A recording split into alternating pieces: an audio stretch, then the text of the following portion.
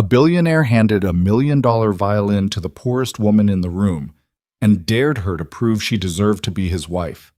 Nobody believed she could do it. Nobody thought she'd even try. And nobody, not even Nathan Holloway himself, was prepared for what happened the moment that bow touched the strings. If you've ever been underestimated, ever had to swallow your pain and keep walking, this story is for you. Hit like, drop your city in the comments, and stay until the very end, because this is one journey you won't want to miss a single second of. The champagne was already cold before Clara Brooks even touched it.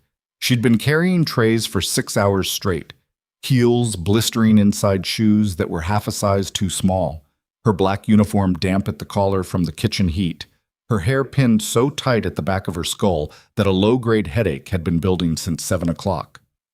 The Holloway estate was the kind of place that made working people feel invisible, which was usually fine by Clara. Invisible was exactly what she preferred. The ballroom of Holloway Manor stretched 3 stories high, its ceiling draped in cascading ivory fabric and threaded with thousands of warm lights that made everything look like the inside of a dream, or a very expensive nightmare, depending on where you were standing. If you were standing near the bar with a glass of Krug in your hand and diamonds at your throat, it was probably the former. If you were standing near the kitchen entrance with a tray of those same glasses and blisters on your feet, it was definitely the latter. Clara was 30 years old, and she had learned, over the years, to move through spaces like this one without making eye contact, without making sound, without making any impression at all. She had a gift for disappearing in plain sight. It had kept her employed.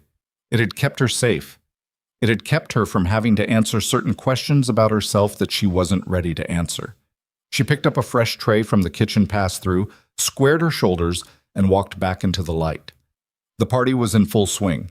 Nathan Holloway's 32nd birthday, as announced by the gold-embossed invitations that had apparently circulated across 3 states, was not so much a celebration as it was a demonstration. A demonstration of wealth, of influence, of the particular kind of social gravity that pulls people into orbit around one man and keeps them there, smiling, whether they want to be or not. Clara had heard about Nathan Holloway the way most people hear about landmarks, through other people, through the background noise of a city that couldn't stop talking about him. He'd inherited a mid-size real estate firm at 24 after his father's death, then spent the next 8 years doing something nobody had expected. He made it enormous. Not through luck, not through inherited connections, but through a combination of relentless work and a particular kind of cold, precise intelligence that people who worked for him described with a mixture of respect and wariness. He had turned vacant lots into skylines. He had bought bankrupt hotels and turned them into the kind of places that made architecture magazines. He had done all of it while raising a daughter alone after his wife, Elaine, died of a brain aneurysm when their little girl was 18 months old. People in this city talked about Nathan Holloway's grief the same way they talked about his money, with a kind of reverent distance, as though it were too large a thing to approach directly. Clara didn't think about any of that. She thought about getting through the next 2 hours without spilling anything. She moved along the edge of the room, offering champagne to guests who barely glanced at her. A senator's wife took a glass without breaking eye contact with the woman she was talking to. A venture capitalist in a midnight blue tuxedo waved her away like she was a slow fly. Clara kept moving, keep smiling at the floor, get through the night, go home. She was circling back toward the far side of the room when she saw him for the first time. Nathan Holloway was standing near the grand fireplace, a glass in his hand that she could tell he hadn't really been drinking from. It was still too full, the condensation too minimal. He was taller than she'd imagined from the photographs she'd seen on the estate's internal notice boards, and darker in coloring, black hair with the first faint threads of silver at the temples. Dark eyes that were doing what Clara recognized immediately as the thing people do at parties they don't entirely want to be at. They were present, they were polite, they were somewhere else. He was handsome in the way that certain men are handsome when they're not trying to be. A little rough at the jaw, a little tired around the eyes. Not the polished kind of handsome that sits in a room like a piece of furniture, the kind that shifts and changes depending on the light, the kind that's more interesting the longer you look at it. Clara didn't look long. She looked away, kept moving, and that might have been the end of it. One more night in a long string of nights that she would not remember. except for what happened next. The woman's name, Clara would later learn, was Veronica Ashworth. She was 35, the daughter of a hedge fund manager, and she had been attached to Nathan's social circle for the better part of 2 years in a capacity that seemed deliberately ambiguous. She was beautiful in a way that required effort and money, and made sure you knew it. She wore a red dress that evening that cost more than Clara made in 4 months, and she wore it with the particular confidence of someone who expected the room to organize itself around her. She was mid-sentence, mid-laugh, mid-gesture, when she stepped backward directly into Clara's path. The tray tilted. Clara's wrist compensated. She'd been doing this long enough that her body reacted before her brain did. But it wasn't enough. 2 glasses went sideways. The champagne caught the air in a brief glittering arc before it landed squarely on the left side of Veronica Ashworth's red dress, running down from her shoulder to her hip in a cold, fizzing streak. The conversation around them stopped. Not all at once. It rippled outward in a wave of sudden silence, people turning, glasses pausing halfway to lips. Veronica went very still. Then she turned slowly, and the expression on her face was not anger exactly. It was something more controlled than anger. It was the particular expression of a person who has decided how this is going to go and is already several steps ahead. She started. "I'm so sorry," Clara said immediately. She was already reaching for the cloth at her waist, already moving to help, her voice low and direct. "I'm so sorry. It was completely my fault. Let me—" "Don't touch me." Veronica's voice was quiet and absolute. Clara stopped. She stood with the cloth in her hand and the empty tray at her side, and felt the weight of every set of eyes in the immediate vicinity bearing down on her. "Do you have any idea what this dress cost?" Veronica said. "I'll take care of the dry cleaning, of course, and any—" "Dry cleaning," Veronica laughed, a short, incredulous sound. "This is a Valentino, darling. It doesn't get dry cleaned, it gets destroyed." She looked at Clara with open contempt. "Can you even afford to replace it?" The honest answer was no. The honest answer was that Clara's entire month's salary might cover a third of what that dress cost, if she was lucky. She said nothing. "That's what I thought," Veronica said. It was around this moment that Nathan Holloway crossed the room. Clara noticed him coming the way you notice a change in air pressure. Something shifted in the crowd, a small parting, the energy of the room adjusting slightly. He moved without urgency, his hands relaxed at his sides, his face giving nothing away. He stopped about 3 feet from where Clara was standing and looked at the situation with the calm, assessing expression of someone who is used to problems presenting themselves and expecting him to solve them. "Everything all right?" he said. His voice was lower than she'd expected, even and measured, but not warm exactly, not cold either, just level. "Your staff," Veronica said, "just ruined an irreplaceable garment." "It was an accident," Clara said, and immediately regretted speaking because now his eyes moved to her, and she found she did not entirely know what to do with the quality of his attention. It was thorough without being rude. It landed on her the way very few people's attention did, as though she were actually there. "Of course it was an accident," he said, and for 1 second Clara thought that was going to be the end of it. A graceful defuse. Everyone moves on, but then something happened that she didn't understand until later, when she had more context for who Nathan Holloway was and what that night meant to him. Later, she would wonder if he'd had too little sleep or too much to drink, or if the weight of another birthday without Elaine had done something strange to his judgment. She would never know for certain. What she knew was this. He looked at her, really looked at her, and said something that no one in that ballroom expected. "You're Clara Brooks, aren't you?" he said. "You've been on the staff here for, 3 months?" "4, she said carefully. He nodded slowly. "My daughter talks about you." This was news to Clara. She'd exchanged maybe 8 words total with Lily Holloway, a quiet 6-year-old with her father's dark eyes who sometimes wandered into the wrong wing of the house and watched the kitchen staff work from a careful distance, as though she were studying them. "She says you hum when you clean the east hallway." Something shifted in his expression, not quite a smile. "She says it sounds like classical music." Clara said nothing. The back of her neck was hot. And then, And this was the part she would replay in her mind for weeks afterward, trying to understand it. Nathan Holloway turned and walked to the far wall, where a glass cabinet stood between two tall windows. He took a key from his jacket pocket, unlocked it, and removed something that made the people nearest to him go quiet in a different way than before. Not the silence of spectacle, the silence of recognition. It was a violin. Not just any violin. Even from a distance, even to someone who had spent years trying not to think about such things, Clara could see the age and the quality of it. The amber depth of the varnish, the proportions that were slightly different from a modern instrument, the particular way the light moved across its curves. It was old. It was extraordinary. And the way Nathan Holloway held it, carefully, but not like someone who played. Like someone who had learned to carry something precious without understanding what it was, told her everything about where it had come from and what it meant to him. He walked back across the room and held it out to her. The silence was complete now. Someone near the bar had stopped mid-sentence with their mouth still open. "My mother was a violinist," Nathan said. "She believed that music was the most honest thing a person could offer, that you can tell everything about a person by how they play." He kept his eyes on Clara's face. "So I'll make you a deal." Clara's voice came out steady, which surprised her. "What kind of deal?" "Play something." He nodded toward the violin in his hands. "If you can make this room feel something real, not polite, not impressed, real, I'll personally cover whatever damage was done tonight, every cent, and I'll make sure Veronica understands it was not your fault." A ripple of laughter moved through the crowd. Not all of it mean, but most of it.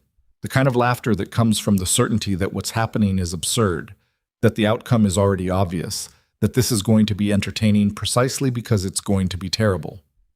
"And if I can't?" Clara said. He looked at her evenly. "Then you can't. And we'll handle it some other way." Veronica made a sound of amused disbelief. "Nathan, for heaven's sake!" "And," he said, and here his voice changed slightly, dropping half a register, taking on a quality that silenced Veronica mid-breath. "If you play it the way I think you might be able to play it, if you play it the way my mother would have wanted someone to play it, I'll give you something worth considerably more than an apology." Someone near the front whispered something. Clara couldn't hear what. "What are you offering?" she asked. He said it simply, without drama, which made it stranger than if he'd been theatrical about it. "Marry me." The laughter that followed was loud, genuine, even, the kind that fills a room without restraint, the kind that has nothing to do with cruelty but is cruelty anyway, because of what it assumes. It assumed that this was funny. It assumed that the outcome was obvious.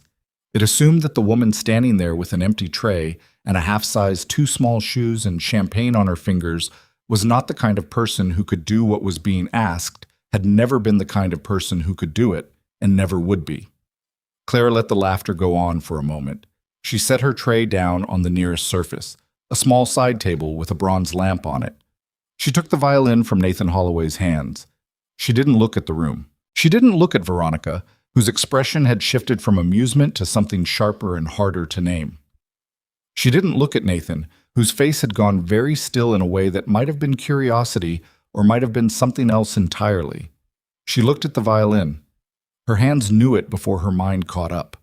The weight of it, the specific balance point, the way the chin rest settled, all of it fed back to something in her muscle memory that she had spent years carefully burying.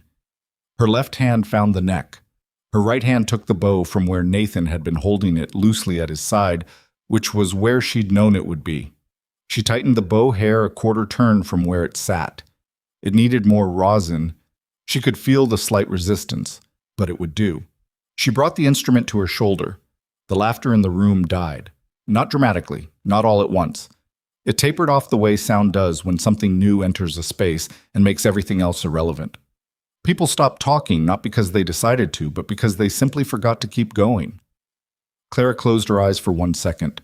She thought about her father. She thought about a practice room with bad fluorescent lighting and a radiator that knocked. She thought about the morning she was 12 years old, and her teacher, a severe Hungarian woman named Mrs. Vasarhelyi, had grabbed her wrist after a lesson and said, not kindly, but with complete conviction, "You have it. I've taught for 30 years and you have it. Don't you dare waste it. She opened her eyes, and she played. She chose the chaconne, Bach's Partita No. 2 in D minor, the chaconne. Not because it was showy, because it was true, because it was the piece that misses. Wasserhey had called the greatest piece of music ever written for a solo instrument, and because it was the piece Clara had played the night before her father died, in the small living room of their apartment in Queens, with the window open and the street noise coming in, and her father sitting in his armchair with his eyes closed and a small private smile on his face that she had spent 15 years trying to forget because she could not look at it without the ground going out from under her. The first note hit the air of the Holloway ballroom like a stone hitting still water. The second note spread from it.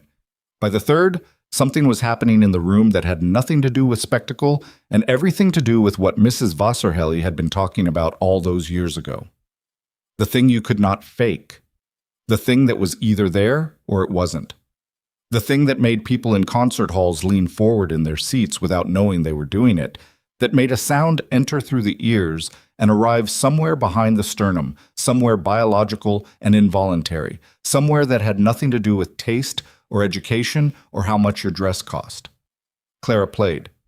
She played the way she had not allowed herself to play in 11 years, without holding anything back, without managing it or moderating it or making it presentable. She let it be what it was, grief and beauty and rage and love, and the specific devastating beauty of music that has been written by someone who understood that life is full of loss and wrote about it anyway, without flinching, without comfort, with absolute and ruthless clarity. Around her, the ballroom did things she wasn't watching. Women whose expressions had been fixed in social pleasantry felt something move in their chests and didn't know what to do with it. A man near the window turned away and stared at the dark glass. Veronica Ashworth stood with her arms crossed and her jaw tight, and her eyes doing something she would have denied if you'd pointed it out. The senator's wife, who had not looked at Clara once all evening, stood completely still with a champagne glass forgotten in her hand, and Nathan Holloway stood where he'd been standing when he handed her the violin, and did not move, and did not look away. His mother had loved Bach. Margaret Holloway had loved this piece specifically. He remembered that now with a force that surprised him, a memory surfacing from somewhere deep and specific. Being 10 years old, sitting at the top of the stairs in this very house, listening to his mother practice in the music room below, this exact piece, the notes rising through the floorboards, filling the walls. He remembered falling asleep to it once. He remembered the way the house had felt different when she played. Larger, somehow, more real. His mother had been dead for 9 years. He had not opened that cabinet in 2 of them. He stood in the ballroom of his own house and listened to a woman he had underestimated play his dead mother's violin with a precision and a depth of feeling that made the floor feel temporarily uncertain beneath him. And he understood, in the way you understand things that come from outside your plans and your control, that something had just changed. He didn't know what yet. He just knew it had. Clara played for 4 minutes and 20 seconds. She knew the exact duration because she had timed it years ago, knew this passage by heart in a way that lived below language, below thought. When she reached the end of the section she had chosen, she brought the bow off the strings cleanly, let the last note dissolve into the air of the room, and lowered the instrument. The silence lasted long enough that it became its own kind of sound. Then someone began to applaud. Then someone else. Then the room, in a ragged, genuine, unpolished rush that was entirely unlike the practiced social applause that had greeted the other entertainment earlier in the evening. This was different. This was people clapping because their hands had decided to before their brains caught up. Clara lowered the violin from her shoulder. Her face was composed, but her hands, if you'd been close enough and paying attention, were not quite steady. She held the violin carefully, reverently, though she would not have used that word, and turned to Nathan Holloway. He was looking at her with an expression she couldn't read, not the social mask from before. Something more unguarded than that, something that looked briefly like a man who has been caught off guard by his own feelings and hasn't yet decided what to do about it. "That was my mother's favorite piece," he said. His voice was level but slightly rougher than before. "I know what it is," she said. "I've known it since I was 9. A pause. "Where did you train?" She looked at him steadily. Juilliard. Something moved through the crowd at that. A murmur, a recalibration. And after? He asked. After, she said carefully, I stopped. He didn't push it. Something in his face said he understood that there were things people stopped doing for reasons that didn't fit neatly into conversation, and that pressing on those reasons in a room full of people was not something he was going to do. Veronica Ashworth chose this moment to reassert herself. She laughed, a controlled, practiced sound. Well, very impressive, but I think we can all agree that a party trick is not exactly— I made a deal, Nathan said. He didn't raise his voice. He didn't look at Veronica. Veronica went quiet. He looked at Clara. I made a deal. Clara looked back at him. In the years that followed, she would remember this moment with a kind of bewildered clarity. The moment before everything changed, when she could still have handed the violin back and walked to the kitchen and finished her shift and gone home and kept her life exactly as small and safe as she'd built it to be.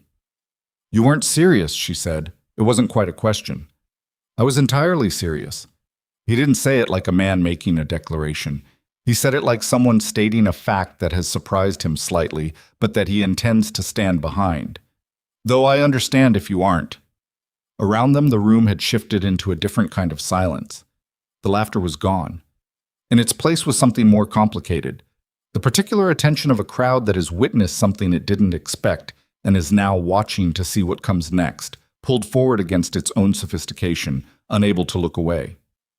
Clara held his mother's violin in her hands. She thought about her apartment in Brooklyn, the radiator that didn't work properly, the second job she took 3 evenings a week to make rent, the way she'd learned to fold herself smaller and smaller over the years until she took up almost no space at all. She thought about her father's photograph on her nightstand, the one from a Sunday afternoon in the park, him squinting into the sun with a hot dog in his hand, laughing at something off camera. And the way she still talked to it sometimes when things were bad, which was a habit she was slightly embarrassed by and had no intention of stopping.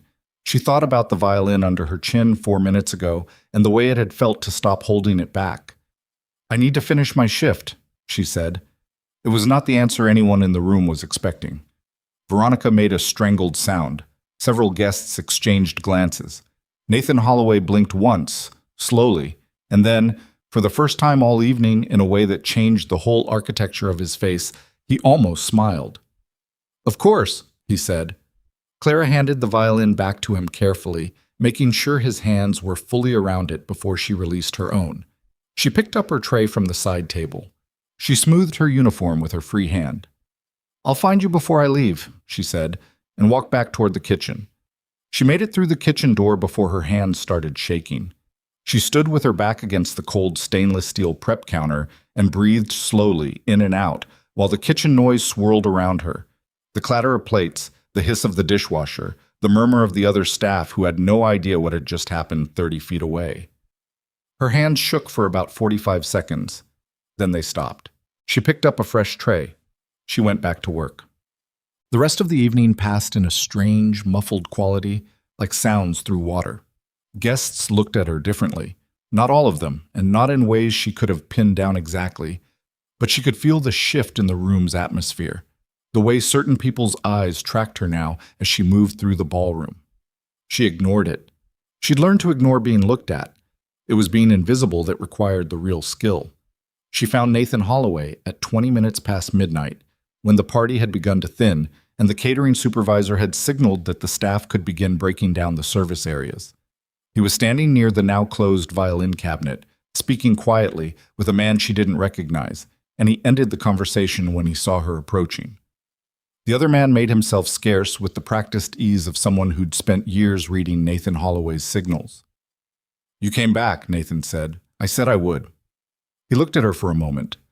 Up close, in the quieter light of the thinning party, she could see things she hadn't before. The tiredness around his eyes that wasn't just tonight, but was accumulated, built up over time. The particular set of a person who carries something heavy and has been carrying it long enough that they've stopped noticing the weight most of the time. I meant what I said, he told her. I know you did. She held his gaze. But you should know that I'm not interested in being a gesture. Something sharpened in his expression. What does that mean?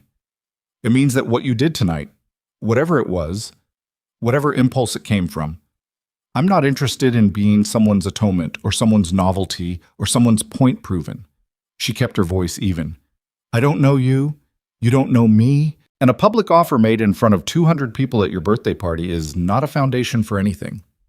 He was quiet for a moment. That's fair, he said. I know it is. Another silence.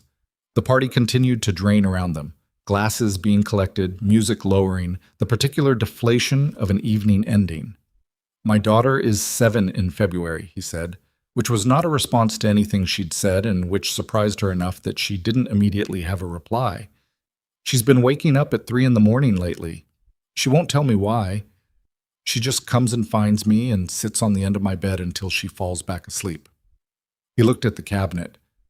I don't know if it's normal or if I'm doing something wrong. Clara considered this.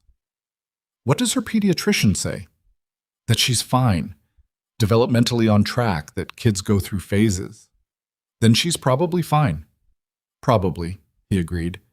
He looked back at Clara. She's going to ask about tonight. I'm going to have to explain it. What are you going to tell her?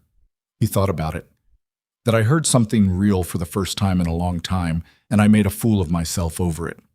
Clara almost smiled. That's honest. I'm trying. He paused. Would you be willing to have coffee? Not here. Not like this. Just somewhere ordinary. So I can apologize properly and you can tell me about Juilliard and I can pretend I didn't just propose marriage to someone I've known for 4 minutes.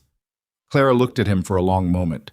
She thought about the violin under her chin, the way the wood had vibrated against her jaw, the way the sound had moved through her body, the way she'd felt for 4 minutes and 20 seconds, like herself, the real self, the one she'd been carefully boxing away for 11 years.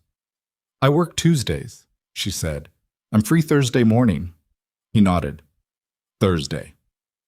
She picked up her coat from the staff room, caught the last subway home, and was asleep by 2:30 in the morning. She did not think about Nathan Holloway's almost smile, or his dead mother's violin, or the particular quality of the silence in that ballroom when the last note dissolved into the air. She almost convinced herself she wasn't thinking about it. She was still almost convincing herself when the alarm went off at 7. Well, the city was wet by morning, the pavement slick and dark, the street outside her building reflecting headlights in long, wobbly streaks. Clara made coffee in her small kitchen, stood at the window with the mug in both hands, and looked down at the sidewalk where her neighbors were already moving. A woman in scrubs pulling a rolling bag, a man walking a large indifferent dog, 2 kids in school uniforms arguing about something with enough energy to generate their own weather system. Her apartment was on the 4th floor of a building that was old enough to have character and not yet old enough to have been renovated into something impersonal. The walls were thin.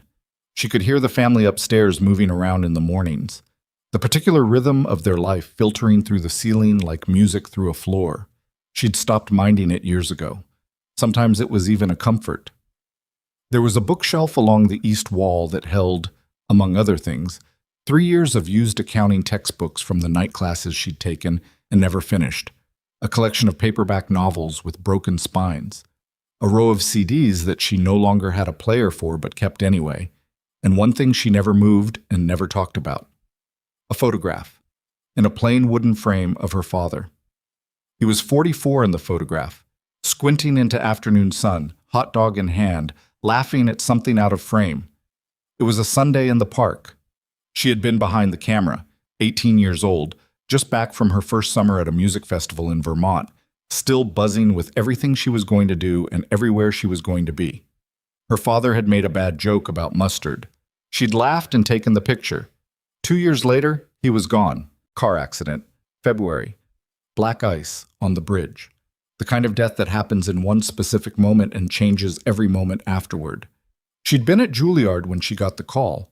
She'd played her last performance 4 days before, at a student showcase, Bartok, to a small audience that had applauded the way you applaud when you're witnessing something and you know you're witnessing something, even if you can't quite say what it is.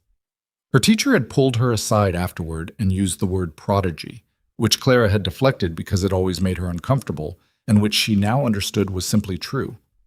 She had flown home for the funeral. She had not gone back. She had not played again. Not seriously, not the way she'd played last night. She looked at the photograph. "Yeah," she said, "I know." She finished her coffee, rinsed the mug, and got ready for work. She did not allow herself to think about Thursday. She thought about it constantly.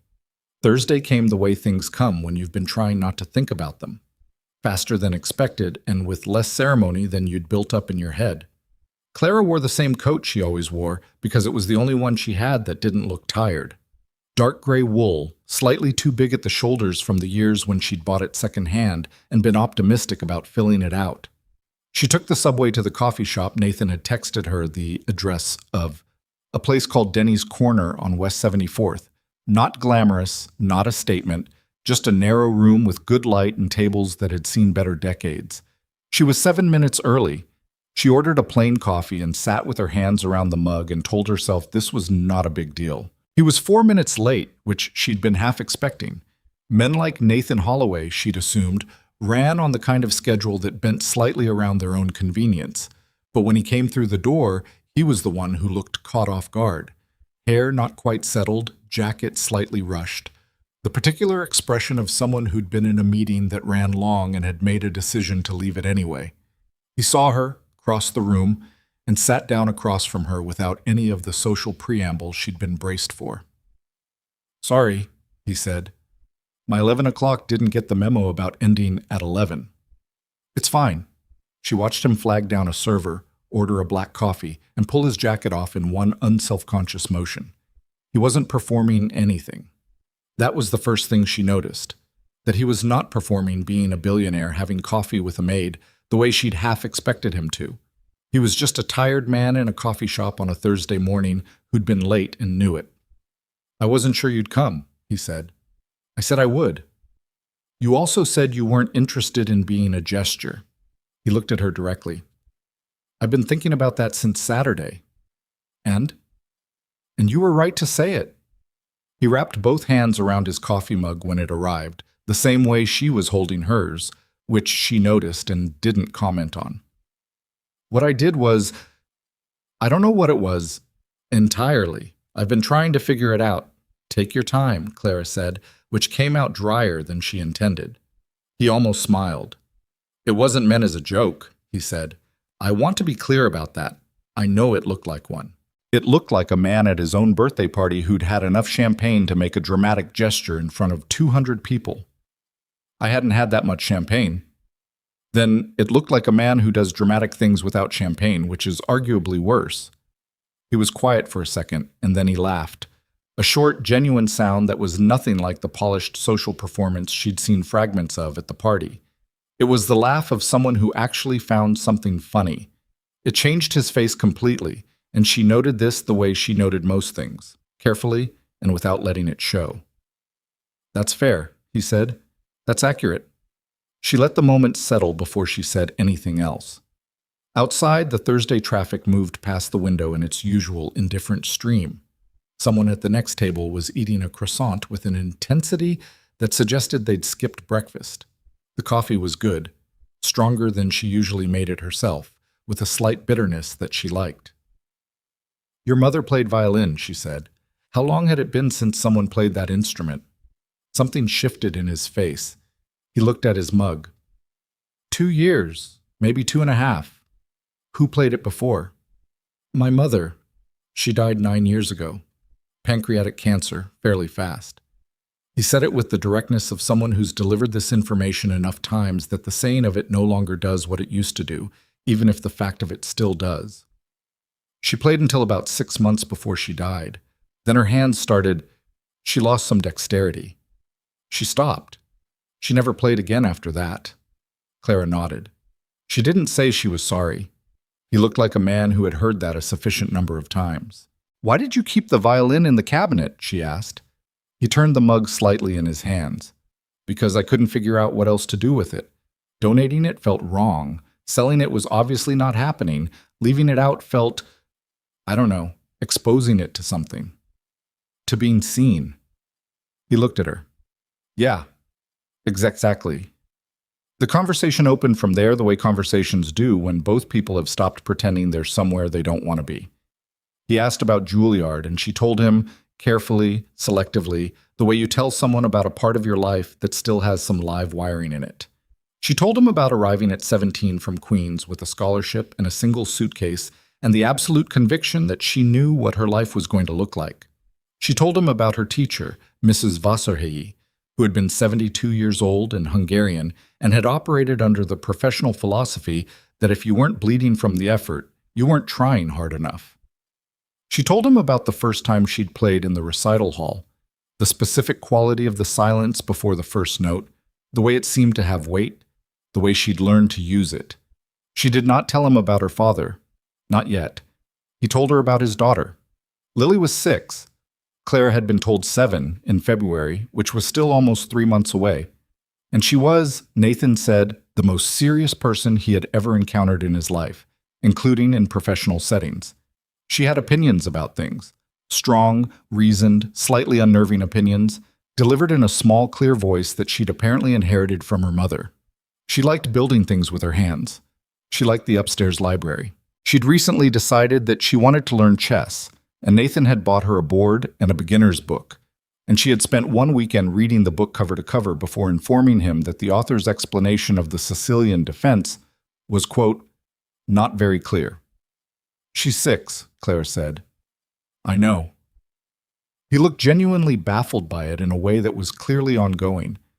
I don't know where she gets it. My wife was very sharp, very direct, but Lily took that and added something her own. What was her mother like? Clara asked, and then immediately reconsidered. You don't have to. No, it's fine. He set his mug down. She was funny. Dark sense of humor, very dry. She could make you feel like the smartest person in the room and then turn around and say something that made you realize she'd been 3 steps ahead the whole time. He paused. She was 31 when she died. Lily was 18 months. She never got to know her. Clara said nothing. Sometimes there was nothing to say that wasn't just noise. Lily asks about her, Nathan continued. Not all the time, but regularly. She has photographs in her room. She talks to them sometimes. He stopped as though he hadn't meant to say that last part and looked briefly uncomfortable. Sorry, My father has been dead for 11 years, Clara said. I still talk to his photograph. He looked at her. It's not strange, she said. It's just what people do. The silence between them was different after that. Not the careful, assessed silence of strangers, but something more like the silence between people who have accidentally shown each other something real and are deciding whether to be embarrassed about it. He was not the man she'd expected. That was the problem, or not the problem. The complication. She'd expected someone who'd assembled himself entirely, who had no loose parts, who existed at a remove from ordinary human experience and was fine with that. Instead, she was sitting across from someone who didn't know why his daughter woke at 3 a.m, who kept his dead mother's violin locked in a cabinet because he didn't know what else to do with it, who had made a completely unhinged proposal to a stranger at his own birthday party and was now trying to figure out what he'd actually meant by it. He was a mess in ways that were specific and recognizable, and nothing like the caricature of wealth and control she'd been prepared for. This, she told herself firmly, was not necessarily a reason to do anything. They stayed at Denny's corner for 2.5 hours. She was late for her shift at the second job, a cafe near the Barclays Center where she picked up 3 evening shifts a week, and she had to leave abruptly, gathering her coat and her bag and apologizing. And he stood when she stood, which was a small thing and an old-fashioned thing, and she noticed it anyway. Can I, he started. Thursday next week, she said. Same time. He sat back down. Same time, he agreed. She was halfway out the door before she heard him say, quietly, to no one in particular, or possibly to himself. She plays Bach like she's having an argument with it. She kept walking. She was smiling before she hit the sidewalk, which she told herself was involuntary and didn't count. The weeks that followed moved in a rhythm that Clara hadn't anticipated and didn't know what to do with. Thursdays at Denny's corner, then Thursdays became occasional evenings when Lily was with Nathan's housekeeper. Then an afternoon at the estate when Clara was between shifts and Nathan had wanted to show her something in the library that she still wasn't entirely sure was a pretext or not. It probably was. She didn't especially mind. She found herself thinking about things she hadn't thought about in years. Not just the music, though that was part of it. The reawakening of something she'd worked to keep quiet was its own complicated process, like sensation coming back to a limb that's been asleep too long, part relief and part something close to pain. She thought about what it meant to want something again. She thought about whether wanting was the same as allowing yourself to want it, and whether there was a version of this, of Nathan, of Lily, of whatever was assembling itself between them, that she could inhabit without losing the careful architecture of the life she'd built around her own survival. She was not a person who had been waiting to be rescued. She needed to be clear about that, at least to herself. The life she had in Brooklyn, the 2 jobs, the thin walls, the photograph on the shelf, she had built that. It was small and it was insufficient in ways she didn't let herself dwell on too often, but it was hers and it held.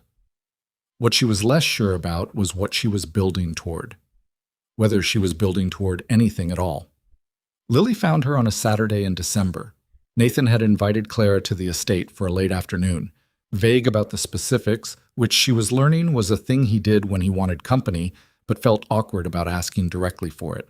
She'd been in the library for about 20 minutes, ostensibly looking at an architectural history book that Nathan had mentioned, when the door opened 6 inches and a small face appeared at exactly the height you'd expect from a 6-year-old standing on her toes slightly. Lily Holloway had her father's dark eyes and her mother's expression, that particular quality of assessing someone without committing to a verdict.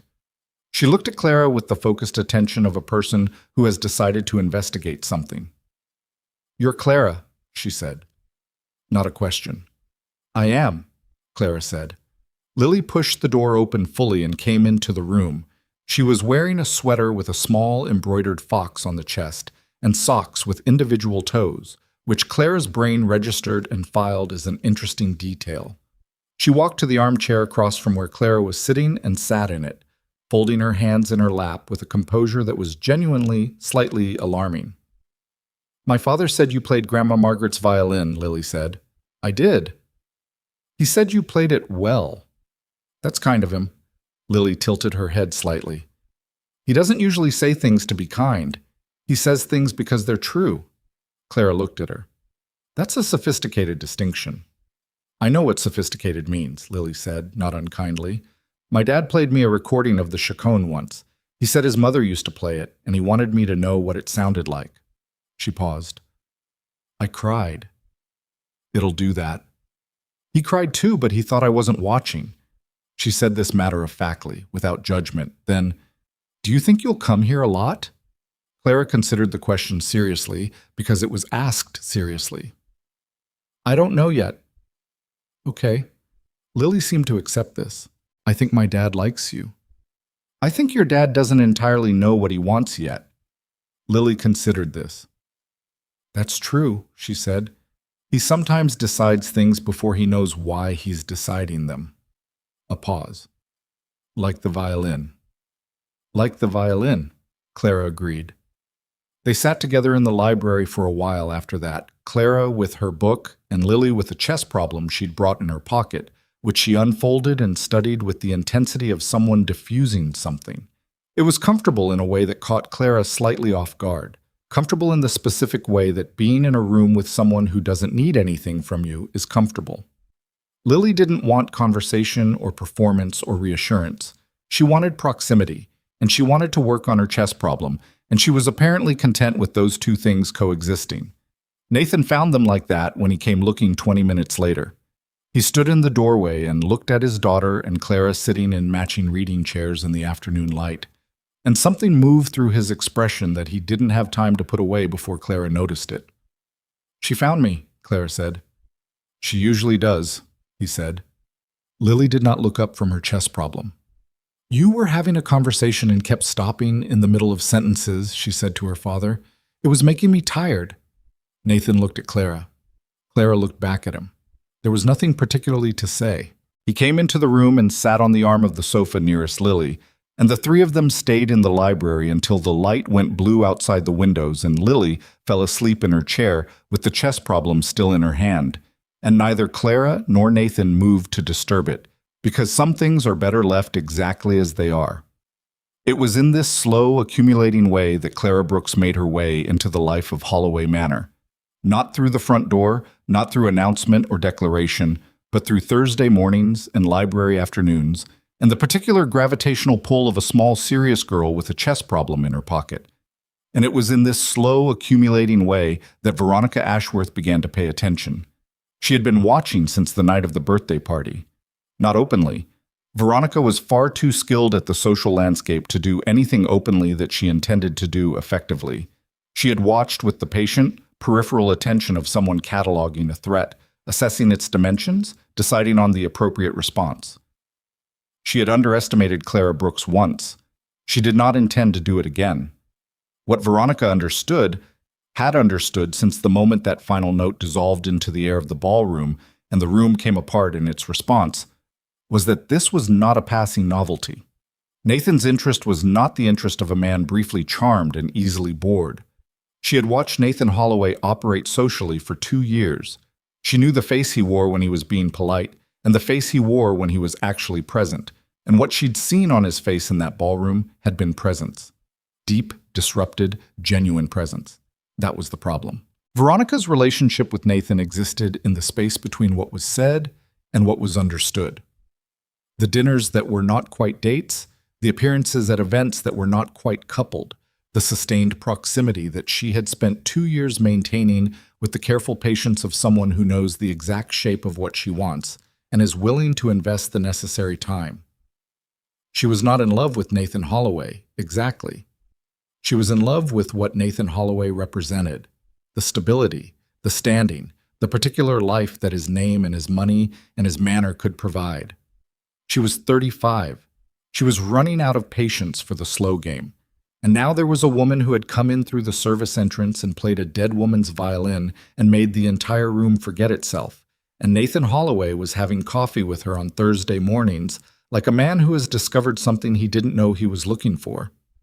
Veronica had drinks with 2 of her oldest friends in mid-December, a dinner at a restaurant in Midtown that was the kind of place where the tables were far apart and the prices were not listed. One of those friends, a woman named Petra, who worked in event management and moved through the city's social world like a very elegant fish in its natural water, mentioned that she'd heard Clara Brooks had actually been a prodigy once, a serious one.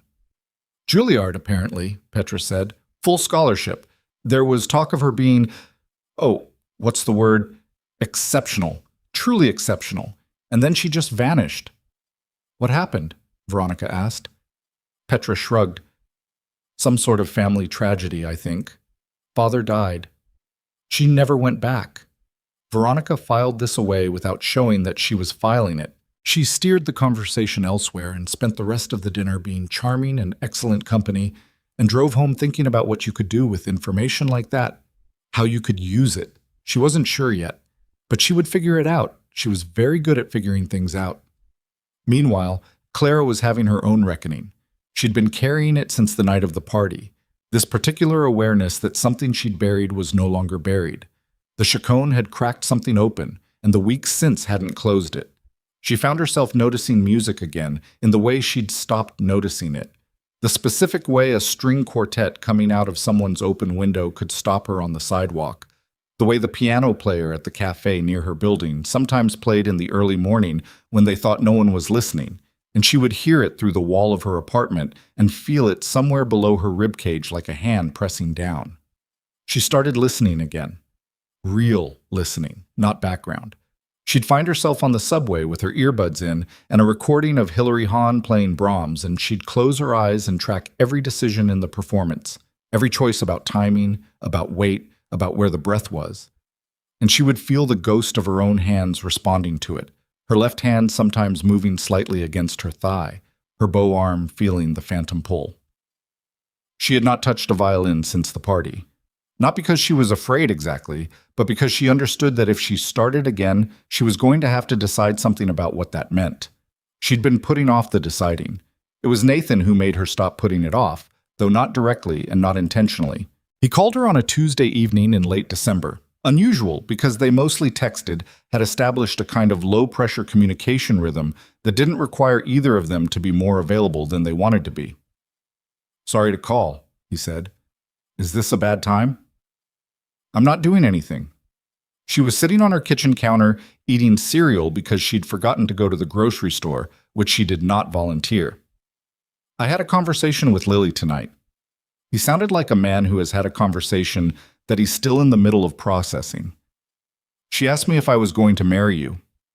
Clara set her bowl down. "What did you tell her?" "I told her I didn't know." A pause. She said okay and went back to her chess problem, but she looked... He stopped. "She's been looking for something," he said, "for a long time. I can see it in her.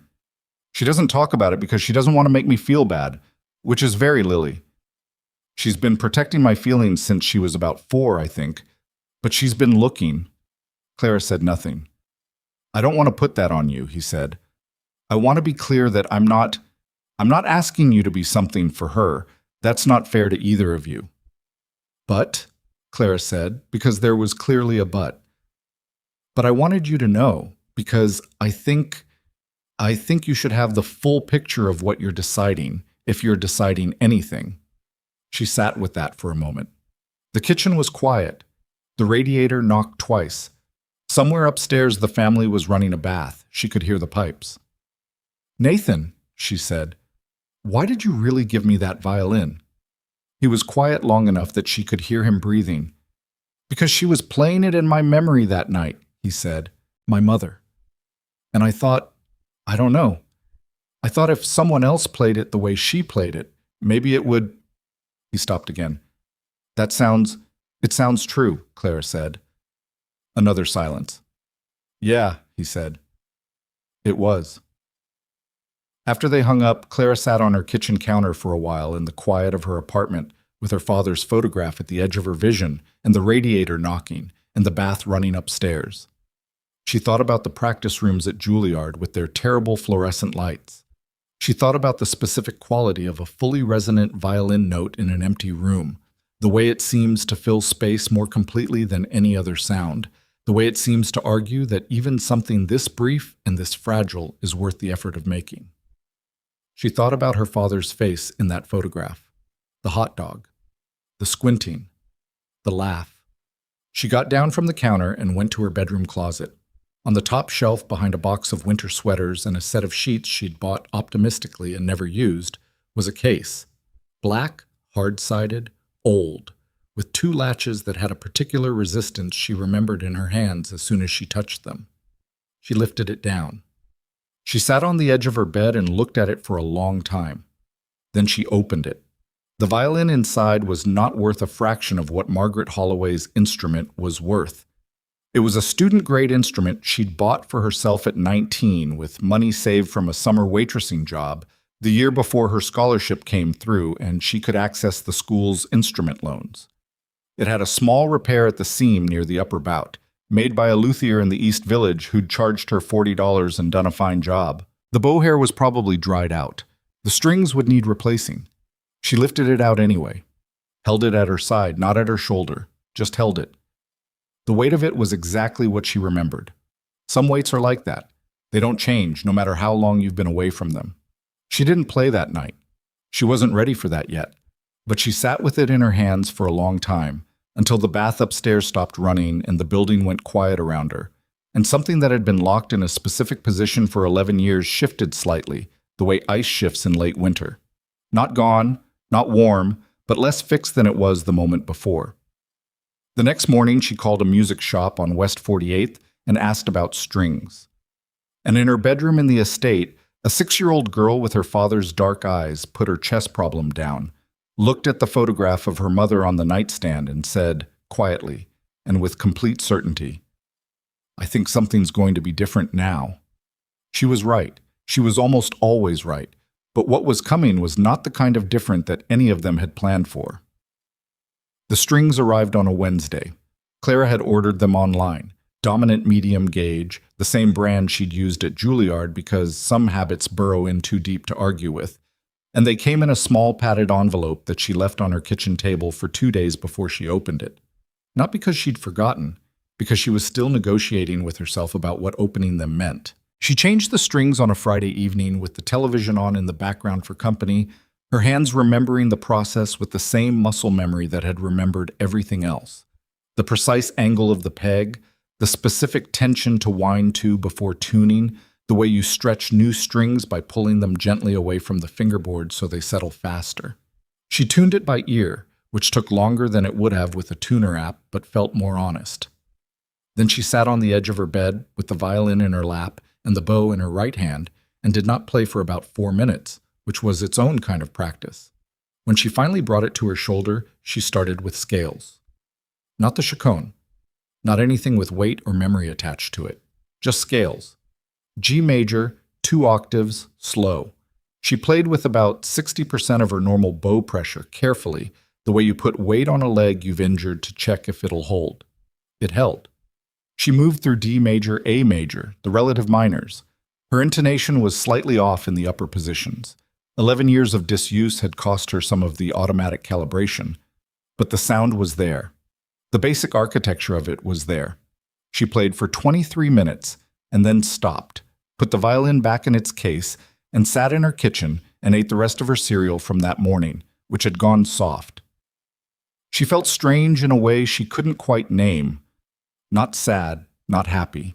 Something more like the feeling of a door that's been stuck for a long time finally moving on its hinges. A little resistant still, but moving. She texted Nathan. "Restrung my violin tonight." He replied 4 minutes later. "How did it go?" She looked at the case on her bed through the open doorway. Like getting back on a bike that's slightly too small for you now. But okay. His response took longer this time. When it came, it was just, "I'm glad." 2 words. She read them 3 times, which she would not have admitted to anyone. The new year came in cold and without ceremony. Clara worked both jobs through the holiday week. The catering assignments dried up between Christmas and New Year's, but picked back up on the 31st, a private party in the West Village that she worked alongside 2 other servers she knew from the circuit, a man named Darnell and a woman named Grace, both of whom were doing what Clara was doing, working a job that wasn't their real life while their real life waited at some indeterminate point ahead. Darnell was finishing a nursing degree. Grace was writing a novel that she'd been writing for 4 years and that she described, with more affection than bitterness, as the world's most patient manuscript. They worked together efficiently, the way people do when they share the particular solidarity of the service industry. And at the end of the night stood outside on the sidewalk for 15 minutes in the cold while they waited for their rides home, passing a thermos of coffee that Darnell had brought. "You seem different," Grace said to Clara, studying her with the particular attention of someone whose job is observing people closely. "Different how?" "Less sealed." Grace accepted the thermos back from Darnell. "You've always had this thing where you're present, but you're also not. Like part of you is in a room with the door locked. The door seems less locked lately." Clara thought about that. "I've been playing again," she said. Grace looked at her. "Violin?" "Yeah." "That's a big deal for you." It was not a question, and Clara didn't treat it like one. "Yeah," she said. "It is." She didn't mention Nathan. She wasn't sure yet how to describe what Nathan was. Not a boyfriend, not exactly a friend, not a project or a complication, though he was something of all of those. He was a presence in her life that had arrived without her planning for it, and that she hadn't yet found the right container for. She thought about him with a frequency she found slightly inconvenient, and thought about Lily almost as often, which was its own kind of information. January moved.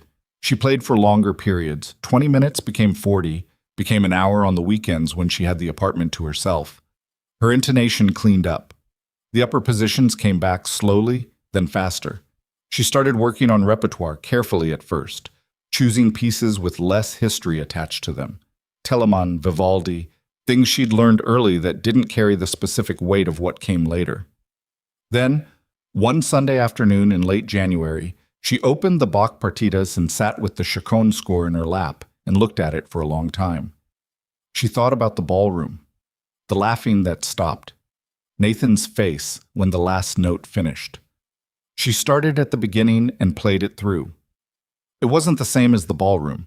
Nothing practiced in a small apartment with a student instrument and traffic noise outside could be the same as playing in that charged, held-breath silence with 200 people and a dead woman's violin. But it was real. It was honest. And when she finished the last bar and held the final note until it disappeared, she sat in her quiet apartment and understood something she had been working toward for months without knowing it. She wanted to play again. Not in the sense of wanting to practice or wanting to maintain a skill. She wanted to perform. She wanted to stand in front of people with an instrument in her hands and offer them something true, the way she had offered it in that ballroom, and feel the room respond to it. She wanted her career back. The understanding sat in her chest like a new weight. Not heavy, not light. Significant. The kind of thing you carry differently once you've named it. She called Mrs. Vasarhelyi. The woman was 81 now and still teaching, which surprised absolutely no one who had ever met her. She lived in the same apartment on the Upper West Side she'd occupied for 40 years, and she answered the phone on the second ring with the exact same tone she'd used to answer it when Clara was 17. Brisk, unsentimental, present. "I wondered when you'd call," Mrs. Vasarhelyi said, as though it had been weeks rather than 11 years. "You wondered?" Clara said. "I heard you played Margaret Holloway's violin at a party in November." A pause. "You think things don't get around in this city?" "I had 3 calls." Clara pinched the bridge of her nose. "Who called you?" "People who were there. People who know what they're hearing when they hear it." The old woman's voice was matter-of-fact, not warm exactly. She had never done warm exactly, but something underneath it that served the same function. "I also heard it was a somewhat dramatic occasion."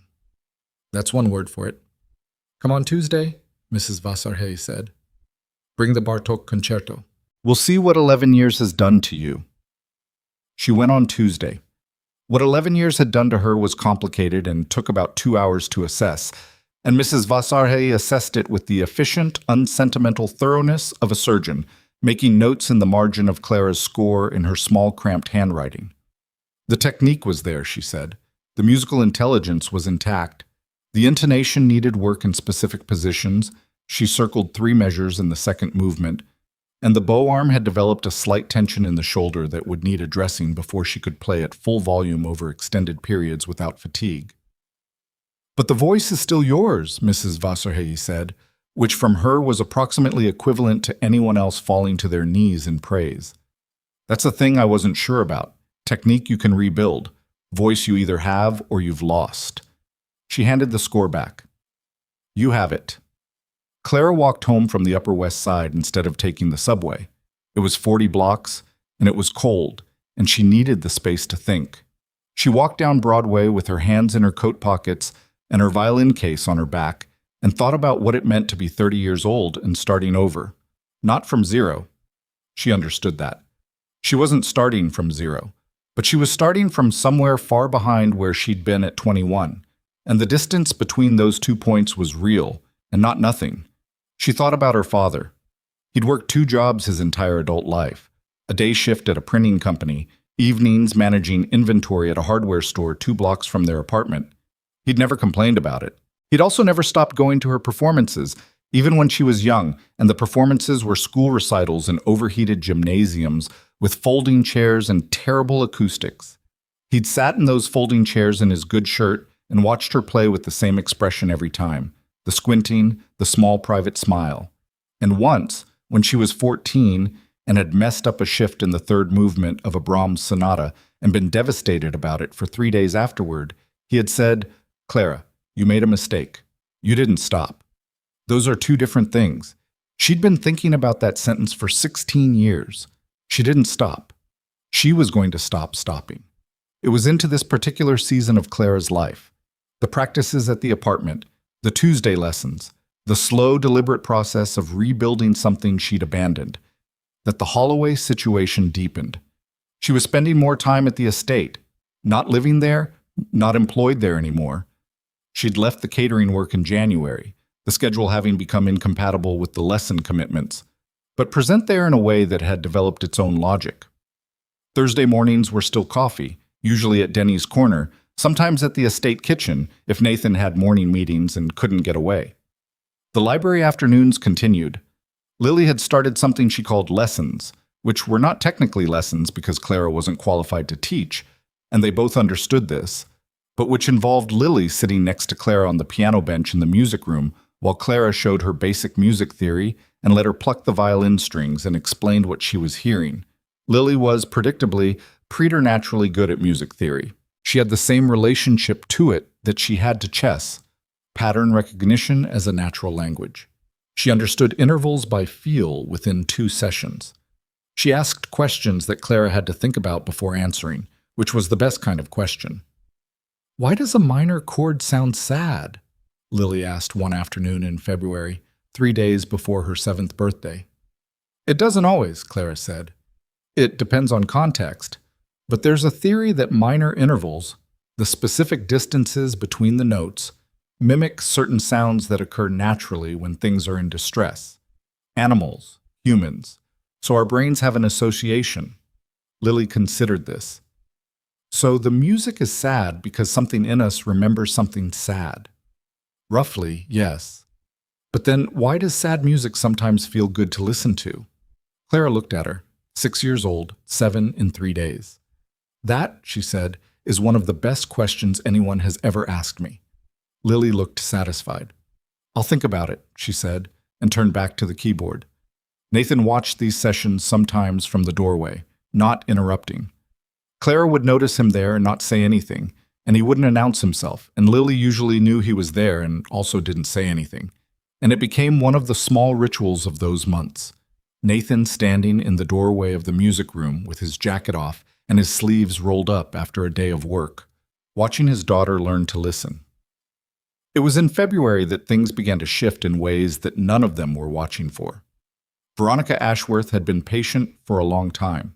She had watched and cataloged and waited with the specific patience of a person who has decided on an outcome and is waiting for the right instrument. She found it in the form of a woman named Sandra Chen, a former personal assistant who had left Holloway Enterprises 8 months ago under circumstances that were, depending on who you asked, either a straightforward resignation or something that had been encouraged. Sandra had a grievance. Veronica had the social connections and the money to make that grievance useful. She met Sandra for lunch at a quiet restaurant in Murray Hill, the kind of place with banquette seating and low lighting that made it easy to have a private conversation in public. Sandra was 38, precise, and arrived with the careful energy of someone who has rehearsed what they're going to say and is waiting for the right moment to say it. "I'm not doing anything illegal," Sandra said, before Veronica had offered her anything. "I'm not asking you to," Veronica said, which was true in the narrow technical sense she intended. "I'm just interested in helping Nathan and the people around him make informed decisions." Sandra looked at her carefully. "What does that mean?" "It means," Veronica said, picking up her wine glass, "that sometimes people need a little help seeing what's right in front of them, and sometimes helping them see clearly is a service, not a harm." What Veronica did not want to do was take something that belonged to Clara Brooks. She was not, in her own self-assessment, a thief. What she wanted was something more elegant than theft. She wanted to create a situation in which Clara's presence in Nathan's life became untenable, in which Nathan's own sense of responsibility and reputation did the work for her. She wanted to engineer a choice between trust and doubt, and she wanted doubt to win. The opportunity arrived in the form of Margaret Holloway's necklace. It was a piece that few people knew about, a diamond and sapphire pendant on a platinum chain, old European cutstones made in Paris in 1962 and given to Margaret Holloway by her mother on the occasion of her engagement. It lived in a jewelry case in what had been the main bedroom before Nathan converted it to a study, in a small drawer that was never locked because the estate's security was pervasive enough that internal locking felt redundant. Clara had seen it once, by accident, when Nathan had opened the wrong drawer looking for a document. "That was my grandmother's," Nathan had said, closing the drawer quickly. Then, after a beat, "My mother never wore it. She said it was too valuable. She was afraid of losing it." Clara had registered it then and filed it away with the other details she was accumulating about this family, the specific topography of their grief and their history, and the things they couldn't quite look at directly. The necklace disappeared on a Thursday in late February.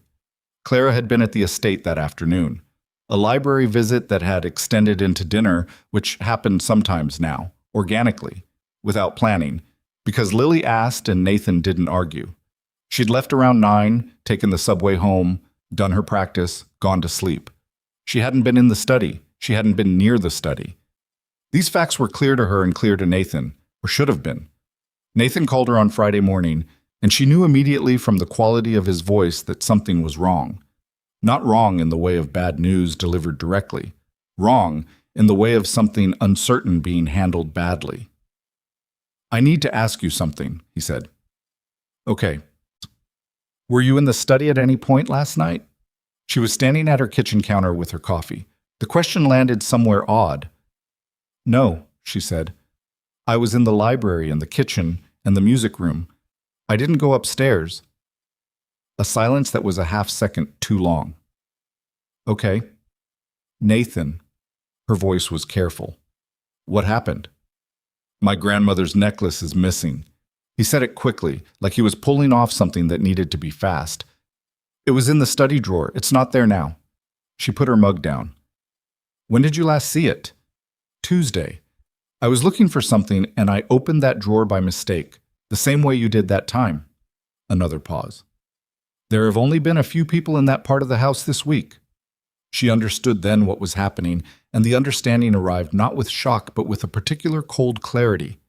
The kind that comes when you see something you didn't want to see, but some part of you recognized before your conscious mind caught up. "Are you asking if I took it?" she said. "I'm not. No. I'm trying to understand what—" "Nathan, are you asking if I took it?" The silence this time was longer. "One of the housekeeping staff mentioned they'd seen you near the hallway outside the study," he said. His voice was careful in a way that she recognized as the voice of a man trying to be fair and not quite managing it. "I'm not accusing you. I just need to understand." "I was not in the study," Clara said. "I was not near the study. I have no idea where your grandmother's necklace is." "Clara, do you believe me?" Another silence. This one felt like it had weight. She closed her eyes for 1 second. She thought about her father. "You made a mistake. You didn't stop." Those are two different things. She thought about Mrs. Vasarhei telling her the voice was still there. She thought about Lily asking why sad music felt good to listen to, and the way the child had said, "I'll think about it," with the serene confidence of someone who never stopped thinking about anything. She thought about the violin in her apartment case, restrung and slightly out of tune in the upper positions, and hers, undeniably hers, and she thought about the year she'd spent folding herself smaller and smaller until she took up almost no space at all. "Do you believe me?" she said again.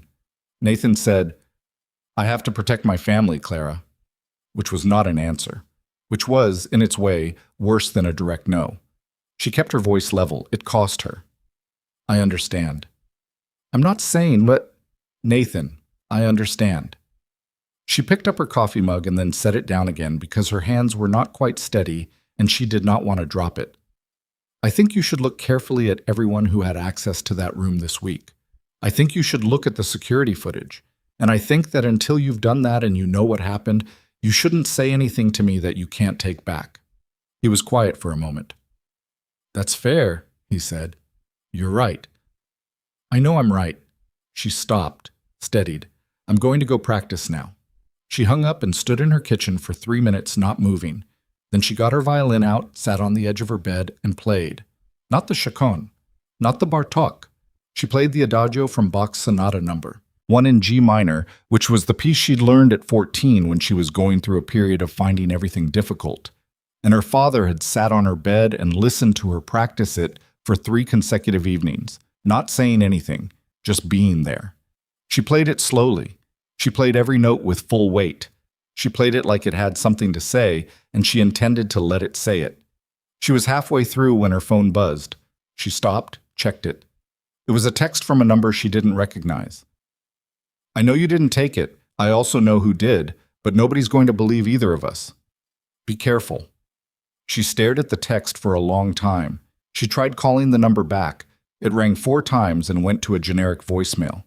She texted, Who is this? No reply came. She put the phone down and finished the adagio. What happened in the next 48 hours happened in the particular way that bad things happen when they've been carefully arranged by someone patient enough to arrange them. Nathan asked his head of household security, a calm, methodical man named Robert Yates, who had been with the family for 12 years, to conduct a discreet inventory of who had been in which part of the estate over the previous week. Yates began systematically. He would have found the answer eventually. He was thorough. He was good at his job. But on Saturday morning, before Yates had completed his review, something was found. One of the upstairs housekeeping staff, a woman named Pearl, who was 63 and had been with the estate for 9 years, and who Clara had always found kind, had always liked, was changing the linens in the small room at the back of the third floor that Clara used when she stayed late and the trains were running slow. Pearl was not looking for anything. She was doing her job.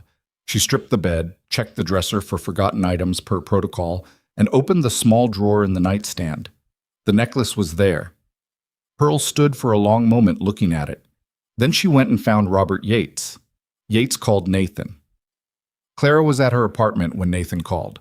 She was in the middle of her morning practice, a scale run she'd been working on to clean up the third position, and she almost didn't answer. Then she saw his name and set the bow down. Pearl found the necklace, Nathan said.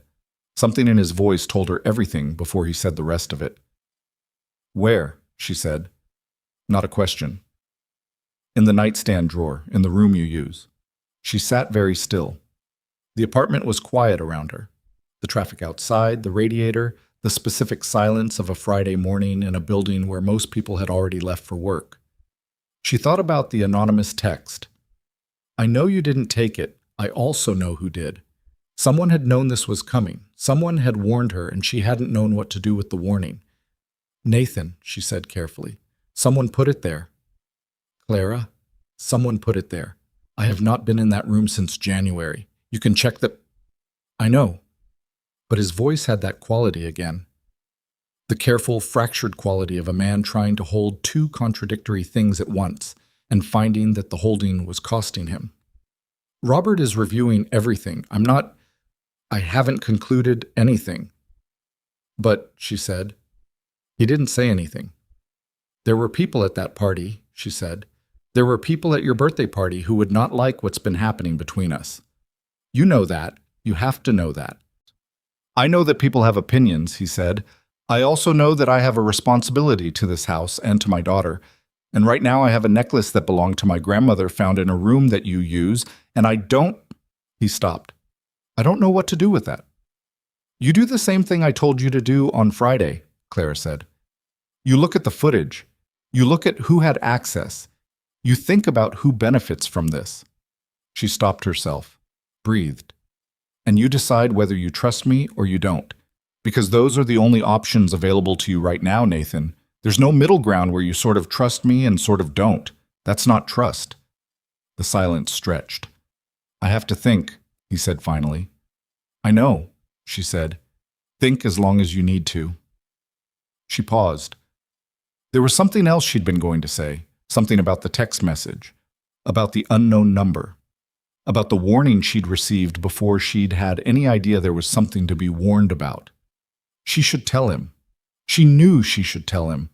But there was something in his voice, that fracture, that careful management of doubt, that made her understand with a cold and specific clarity that she had reached the limit of what she could ask him to hold.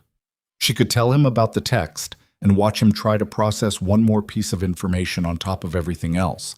Watch him struggle to incorporate it, and it still might not be enough to tip the balance. Or she could say nothing and give him the space to reach his own conclusions. She said nothing. I'll call you, he said. She didn't wait for the call. She packed a small bag, 3 days of clothing, her practice materials, her father's photograph, her violin, and called a friend from the catering circuit who had a couch in Boston that she'd offered twice in the last 2 years. She texted the friend. The friend said yes immediately, the way real friends do. She looked around her apartment, the cereal bowl on the counter, the bookshelf with the broken spine paperbacks, the window with the view of the wet street. She'd built this. It was small, and it was insufficient, and it was hers. She picked up her violin case. She put her father's photograph in her bag, tucking it between two shirts so it wouldn't shift. Then she opened the door and walked down the 4 flights to the street. The city was gray outside, February gray, with the particular flat cold of a morning that has decided not to commit to anything dramatic. She walked to the subway entrance and stood at the top of the stairs for a moment, the wind off the street moving through her hair, the city noise rising around her. She thought about what her father had said. "You made a mistake. You didn't stop." She hadn't made a mistake. Someone else had made one on her behalf, and Nathan Holloway had let doubt do what doubt does best, fill the space where trust was supposed to be. But she was not going to stop. She went down the stairs. She took the train to Penn Station. She bought a ticket to Boston. She sat in the window seat with her violin case across her knees and her bag at her feet, and as the train moved out of the tunnel and into the pale February light, she did not look back at the city receding behind her. She opened her score, the Bartók Concerto, second movement, and began to study. Behind her, in a room on the 3rd floor of an estate in Westchester, a 6-year-old girl with dark eyes stood at the window of the library and watched the driveway where Clara's car should have been and was not, and felt something settle in her chest with the specific weight of something she had been half expecting and had hoped very much would not happen. She went back to her chess problem, but she didn't see the board for a long time. Robert Yates was not a man who rushed. It was the quality that had made him good at his job for 22 years, not in the Holloway estate specifically, but in the broader work of keeping complicated households running without visible seams. He was 60, methodical, and he had a particular professional philosophy that he had never articulated out loud because he didn't see the need to articulate things that were simply true, that the first explanation for anything was almost never the correct one, and that patience, applied consistently, would eventually locate the truth in any situation. He had not said this to Nathan on Saturday morning when he called about the necklace. He had said, "I'll finish the review, Mr. Holloway," and then he had gone back to finishing the review. He found the first anomaly on Sunday. The estate's camera system covered the main hallways, the entry points, the exterior perimeter, and 3 interior common areas. It did not cover private rooms. Nathan had been firm about that when the system was installed, a privacy boundary he maintained even with his own security infrastructure. But it covered the hallway outside the room Clara used, and it covered the stairwell that was the only practical access point to that wing of the 3rd floor. Yates had been reviewing footage methodically, working backward from Saturday morning when Pearl found the necklace. He went back through Friday, through Thursday. The camera in the 3rd floor hallway showed normal traffic. Pearl on her regular rounds, one of the other housekeeping staff replacing towels on Wednesday afternoon, Nathan walking through on Tuesday evening. Clara appeared in the footage exactly twice, arriving on Thursday afternoon, visible at the far end of the hall, moving toward the library in the opposite wing, and leaving at 9:17 on Thursday evening. She did not go near the room. She did not go near that wing of the 3rd floor at all. He kept going back. Wednesday, Tuesday. On Tuesday evening at 11:43, after Nathan had gone to bed and the house was quiet, the stairwell camera caught someone on the 3rd floor landing. The figure was wearing dark clothing and moving with the specific, careful quality of someone who knew where the cameras were positioned, staying close to the wall at the edge of the frame, keeping their head angled down. It wasn't enough to completely avoid capture, but it was enough to make identification difficult. Yates slowed the footage, paused it, studied the frame for a long time. Then he pulled up the exterior camera footage for Tuesday evening. The estate had 2 cameras covering the service entrance at the rear of the property. One mounted above the door, one angled across the service driveway. At 11:21 on Tuesday evening, a car entered through the service gate using a code. Yates checked the code log. The code was a guest access code, a 6-digit sequence that Nathan issued periodically for vendors and approved visitors. He checked when that specific code had last been issued. The record showed it had been given to a florist delivery service 8 months ago and not revoked. Standard administrative oversight. It happened. He ran the car's license plate through the system they used for estate visitor management. The plate came back registered to a car rental company. He called the company, identified himself with the estate's legal account number, and asked for the renter's information on that date. They gave it to him. He sat looking at the name for a moment. Then he called Nathan. It was Sunday evening. Nathan had spent the weekend in a state that he would not have described to anyone because he didn't have adequate language for it. He had spent Saturday and most of Sunday doing the thing he was worst at, which was waiting for Yates, waiting for clarity, waiting for the specific exoneration that he already understood, somewhere below the defensible surface of his doubt, that Clara deserved. He had not called her. He had picked up his phone 6 times to call her and put it down 6 times because he didn't know what to say that wasn't inadequate. He'd said, "I have to protect my family," and she'd said, "I know," in a voice that meant something considerably more than "I know." And he'd sat with the echo of that conversation for 48 hours and felt it get worse with repetition. Lily had not spoken to him about Clara since Friday. This was unusual. Lily spoke about everything, processed everything aloud with the thoroughness of a small scientist collecting data. Her silence on the subject of Clara was pointed in a way that only a 7-year-old could make pointed. Completely without performance, completely without manipulation, just an absence where the conversation would have been, which was its own kind of verdict. On Sunday evening, he was in the study when Yates called. "I need to show you something," Yates said. "Can you come to the security office?" He went. Yates had the footage pulled up on 2 monitors when Nathan arrived, the 3rd-floor stairwell and the service entrance exterior. He walked Nathan through it methodically, without commentary, the way he always presented findings. Here's what the footage shows. Here's what the records show. Here's where the threads connect. Nathan watched the figure in dark clothing on the 3rd-floor landing. He watched the car enter through the service gate. He watched Yates pull up the rental record. The name on the screen was Sandra Chen. He knew the name. He knew the circumstances under which Sandra Chen had left his company 8 months ago, a situation that had been handled quietly, an HR matter involving conduct that had been documented and addressed, and that Sandra had contested with the specific bitterness of someone who believed they'd been treated unfairly, regardless of the documentation. "She didn't act alone," Nathan said. He was looking at the screen, but he wasn't really seeing it anymore. He was thinking. "The access code was old," Yates said, "but someone would have needed to know it was still active. Someone with familiarity with the estate's visitor management system, or someone who had it from before." He paused.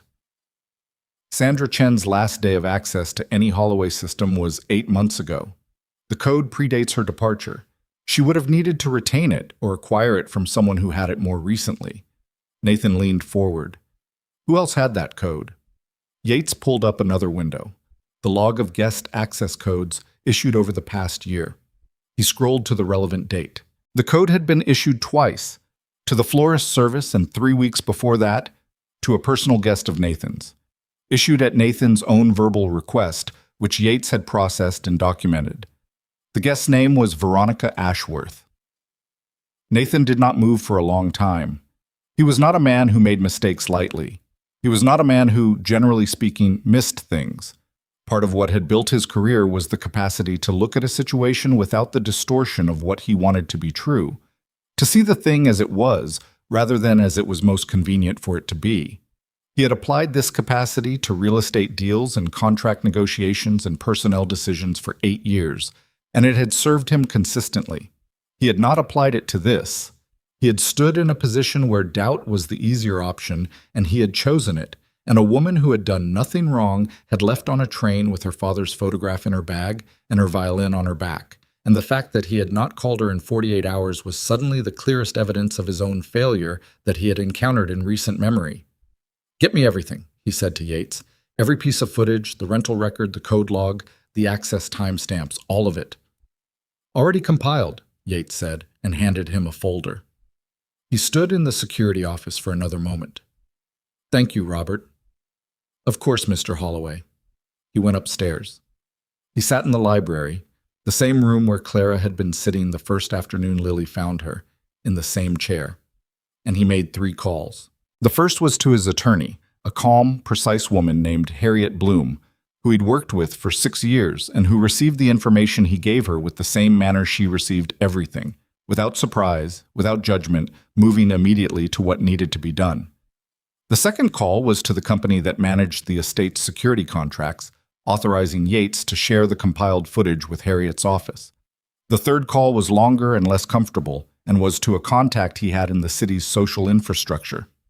Someone who moved in the same circles as Veronica Ashworth, and who was, when Nathan explained what he had found, neither surprised nor reluctant to confirm certain things that he had suspected but not yet verified. He hung up from the third call and sat in the library with the folder on his knee and the room dark around him. He hadn't turned the lights on when he came in and hadn't noticed. The windows showed the night outside, the garden, the distant lights of the driveway, the dark outline of the tree line. He thought about the night of his birthday party, the moment he'd unlocked the cabinet and taken out his mother's violin and crossed the room and held it out to a woman he'd known for approximately 12 seconds. He told Clara he didn't entirely know what that impulse had been. He'd been honest about that, or as honest as he knew how to be. But sitting in the dark in the library now, he thought he understood it more clearly than he had before. He'd been holding that cabinet closed for 2.5 years. He'd been holding a lot of things closed for a lot longer than that.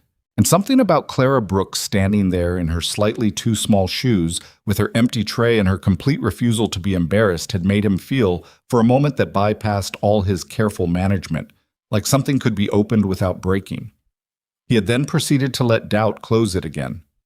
And she had walked away with her violin and her father's photograph and her perfectly level voice, and he had sat with the wreckage of his own failure to be the thing he'd been trying, for 8 years and for one specific night, to be.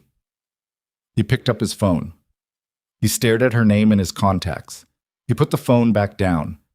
He was not going to do this by phone. He understood that clearly. Whatever he said to Clara Brooks needed to be said in person, with no buffer, no distance, no ability to hang up if it became difficult. She deserved that, and he owed it to himself to not take the easier option again. But first there was something that needed to happen before that conversation. Harriet Bloom was efficient. It was the thing Nathan valued most about working with her. She moved without friction when there was something to move on, and she had over 6 years developed an instinct for which situations required speed and which required patience. This one, she understood immediately, required both: speed in the assembly of evidence, patience in the deployment of it. She spent Monday verifying the documentation Yates had compiled, cross-referencing the rental record, having the code log authenticated, obtaining a second copy of the exterior footage through the estate's security company's independent servers so there could be no question of tampering. She also, through channels she had spent years developing, obtained certain financial records that she was not technically authorized to request, but that were offered voluntarily by someone who owed her a professional favor, and who was, it emerged, not entirely surprised by what the records showed. The records showed 2 transfers from Veronica Ashworth's personal account to Sandra Chen's in the weeks preceding the birthday party. One in early November, one the week after. The amounts were not enormous, but they were specific in a way that suggested purpose rather than generosity. Harriet called Nathan on Monday evening. "We have enough," she said. "For what?" "For whatever you want to do with it." She paused. "What do you want to do with it, Nathan?" He had been thinking about this. "I want her to know that I know," he said. "Privately, first, and then not privately." Harriet was quiet for a moment. "The not privately part. Do you understand what that does to your social relationships in this city?" "I understand what happens to my social relationships if I don't," he said. "There's a woman in Boston who left this house because I chose doubt over trust. I'm not especially concerned about the social relationships." Another pause. "All right," Harriet said. "I'll set up the meeting." The meeting with Veronica happened on Tuesday afternoon in Harriet's office on Park Avenue, a room that was designed, not accidentally, to remove any advantage that came from familiar territory. Veronica arrived in a camel coat with a lawyer of her own, a man named Pierce, who sat beside her with the particular stillness of someone preparing to dispute everything, and dispute it loudly. She looked at Nathan across the table with an expression that was managing itself carefully. Not quite casual, not quite nervous, maintaining the performance of someone who has nothing to explain. Harriet laid the documentation on the table without preamble. The rental record, the code log, the exterior footage stills time-stamped, the financial transfers. Veronica looked at the items as they were placed in front of her. Pierce leaned forward, reviewed them, and leaned back. Something in his posture changed subtly in the way of a man recalibrating. This is circumstantial, Pierce said. The transfers aren't, Harriet said. And Sandra Chen has already been contacted by my office. This was a slight embellishment. Harriet had sent a letter to Sandra's last known address that morning, advising her that certain documentation was being reviewed in connection with an incident at the Holloway estate and that her cooperation would be noted. It was careful language. It was enough. Veronica's composure fractured briefly. It was a small thing, a tightening around the eyes, a microsecond where the management slipped. But Nathan saw it. He'd spent 8 years reading people across tables. He saw it clearly. Veronica, he said. He kept his voice level.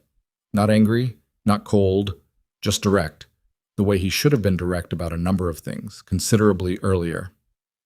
I'm going to ask you something, and I want you to think carefully before you answer. Not because the answer changes what I know, but because the answer changes what happens next. She looked at him. Did you arrange for that necklace to be placed in Clara's room? Pierce put a hand on Veronica's arm. She shook it off. She looked at Nathan with an expression that had stopped performing anything, an expression that was simply what it was. A person caught in the specific exposure of having been seen clearly. You were making a mistake, she said.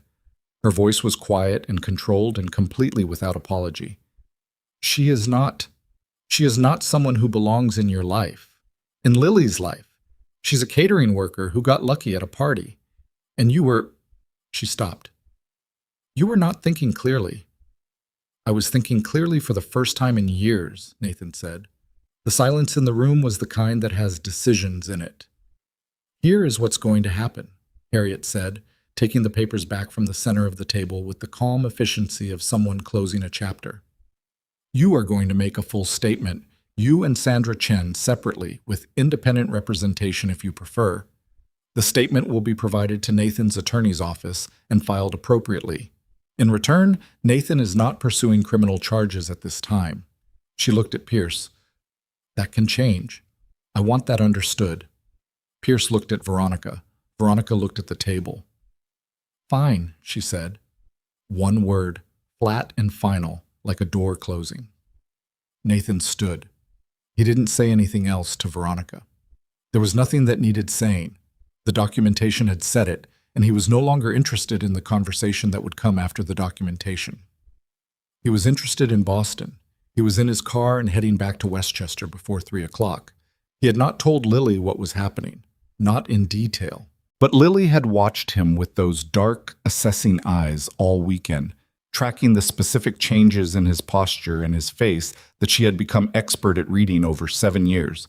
And on Monday morning she had said, over breakfast, without looking up from her chess problem, "You're going to fix it, right?" He had said, "I'm trying to." She had nodded once.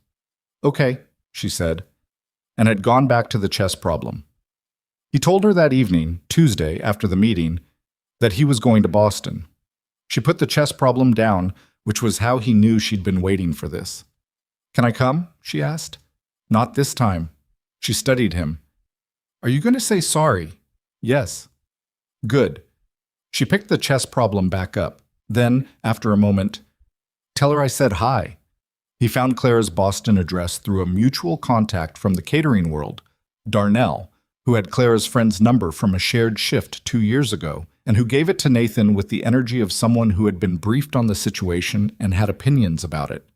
Nathan called the friend, a woman named Josephine, who had opinions that were considerably less restrained than Darnell's, but who eventually gave him the address after he had answered what felt like a preliminary interview conducted in the tone of someone deciding whether he deserved the information. He drove to Boston on Wednesday morning. He had not been to Boston in 2 years, a development deal that had come and gone without resolution. He drove up the I-95 corridor with the heat running and a coffee in the cup holder and the radio off because he didn't want noise. He wanted to think. He thought about what he was going to say, rehearsed it, abandoned it, tried different versions, abandoned those too. He was not, at the core of it, a man who was good at apology. Not because he was too proud. He had a reasonably clear understanding of his own limitations. But because he tended to lead with explanation when he should lead with acknowledgement, a habit he'd been working on with imperfect results. He arrived in Boston mid-morning.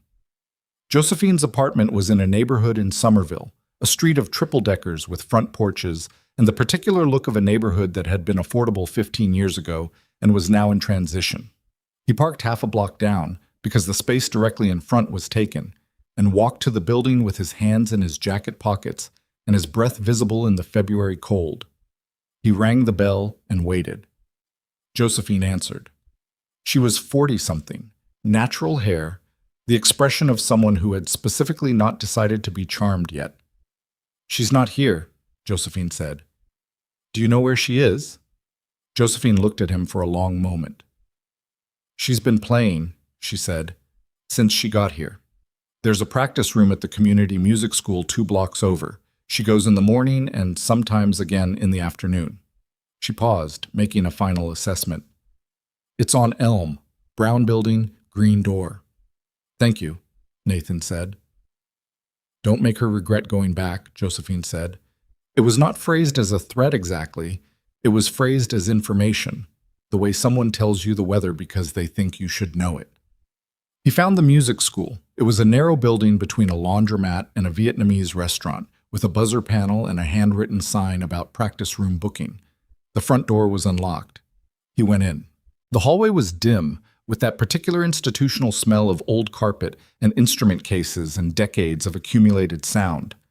Doors off both sides, most of them closed, most of them producing muffled evidence of someone working. A piano scale, a trumpet figure being repeated with patient persistence, the low register of a cello going over the same 2 bars. Nathan stood in the hallway and listened and found what he was looking for at the end of the corridor on the left. A door that was slightly ajar, through which came a sound he recognized. She was playing the Bartók. He stood in the hallway and listened. He did not open the door. He knew enough about practice to understand that opening a door in the middle of a serious session was a particular kind of interruption that changed things, and he wasn't ready to change things yet. He wanted to hear her first. The Bartók Violin Concerto. Number 2 was not music he knew well. He'd looked it up after she'd mentioned working on it. Read the Wikipedia entry, listened to a recording on his phone in the car one Thursday morning, tried to understand it with the limited architecture of someone who loved music but didn't have the technical language for it. What he'd understood was that it was difficult, and that it was enormous in the way that certain things are enormous, not in scale but in what they contain. Listening to Clara play it in a narrow practice room in Somerville was different from the recording. The recording was polished, curved, completed. This was rough in places, stopping and restarting, going back over passages with the focused repetition of someone solving a problem. But underneath the roughness was something that the recording couldn't contain in the same way. The thing he'd heard in his mother's ballroom and hadn't had language for until Lily, at age 6, had articulated it better than he could. She plays it like she's having an argument with it. She was arguing with Bartók. She was holding her own. He waited until she stopped. A natural pause, a longer break, the sound of a page turning, before he knocked on the doorframe. Silence. Then, "Joe, I said I'd be back by—" She stopped. He heard movement. The door opened fully. She looked at him. She was in a gray sweatshirt and jeans, her hair pulled back unevenly, rosin dust on the sweatshirt from where the bow had scattered it. She was holding the violin at her side by the neck, bow in the other hand. She looked tired in the way that people look tired when they've been working at something real, not exhausted, but spent in a specific, purposeful way. She did not look happy to see him. She did not look unhappy either. She looked like someone who is reserving judgment, which he understood he had earned. "How did you find me?" she said. "Josephine." "She gave you the address?" Something flickered in her expression. "She likes approximately 6 people." I got the impression she was on the fence about me. He paused. "Can I come in?" She stepped back and let him through, which he counted as something. The practice room was small, barely enough for the upright piano against the wall, 2 chairs, and enough space to bow without hitting anything. A music stand with the Bartók score on it, a case open on one of the chairs, a paper coffee cup on the piano, half full. He didn't sit. He wasn't sure he'd earned sitting yet. Robert finished the security review, he said. I know what you found. Her voice was even. You wouldn't be here if you hadn't found it. You're right. He didn't argue with that because she was right. The exterior footage shows someone entering through the service gate on Tuesday night using a guest access code, a rental car. The rental record puts the car with Sandra Chen, a former employee who left under. I know who Sandra Chen is, Clara said. Pearl mentioned her once. Something about a situation that was handled. He nodded. Sandra didn't act alone. The access code had been given to Veronica. Something shifted in Clara's face. Not surprise, he noticed. Recognition. She had already put most of this together, he suspected. She had always been several steps ahead of where she led on. I met with Veronica yesterday, he said, with our attorneys. She's giving a full statement. He paused. She's done. Clara looked at him for a moment. Then she turned and set her violin carefully in its case, setting the bow alongside it with the same attention she always gave the instrument before she turned back. I want to say something, she said, and I want you to let me finish before you say anything. All right. What hurt? She said, and her voice was steady, but it cost her something. He could see it costing her. Was not the accusation. I understood where that came from. Evidence was placed. You saw it. You didn't have the full picture. That's explainable. She paused. What hurt was the silence. The 48 hours of silence when you already knew that I'd told you I didn't do it and you let the silence happen anyway. That's not about the necklace, Nathan. That's about whether you were willing to stand behind me when it was difficult, and you weren't. She looked at him directly. I need you to understand that that's what I'm sitting with. Not the rest of it.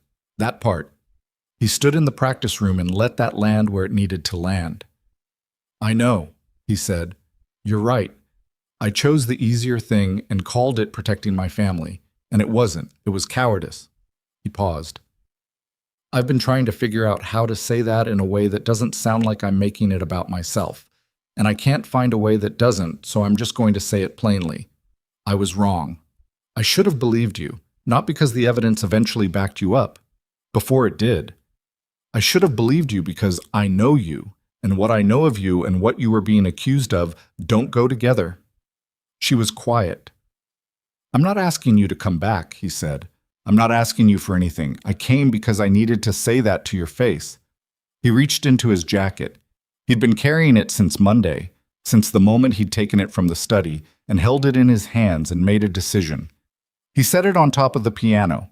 It was her father's violin, not the student instrument she'd brought to Boston. That one was in the case beside her. This was different. He'd had it authenticated by a luthier in the city, the same man who'd worked on his mother's instrument over the years. The man had confirmed it, a fine, mid-tier workshop instrument, Italian-style construction, worth considerably more than it appeared to be. Nathan had also confirmed something else. He'd found the maker's label inside and traced the provenance, found the record of the sale, found that it had been sold in a lot with 3 other instruments at an auction 14 years ago when a music school in Queens had closed. Clara's father had bought it the same year. It had been in a repair shop in the East Village for years. The same shop, the same luthier, who had kept it when the work went unpaid after the owner died, and who had almost sold it twice but hadn't, for reasons he described as intuition. Nathan had bought it. He set it on the piano. Clara looked at the case. She didn't move. That's... She stopped. He watched her face do something complicated. How did you... It took some finding, he said. I should have started looking a long time ago. She crossed the room in 2 steps and opened the case and stood looking at the instrument inside. He watched her hand move toward it and stopped just before touching it, the way you don't touch things you're not sure are real yet. This is my father's violin, she said. Her voice was different, stripped of the careful control. Just the fact of it, plain. Yes. She touched it then.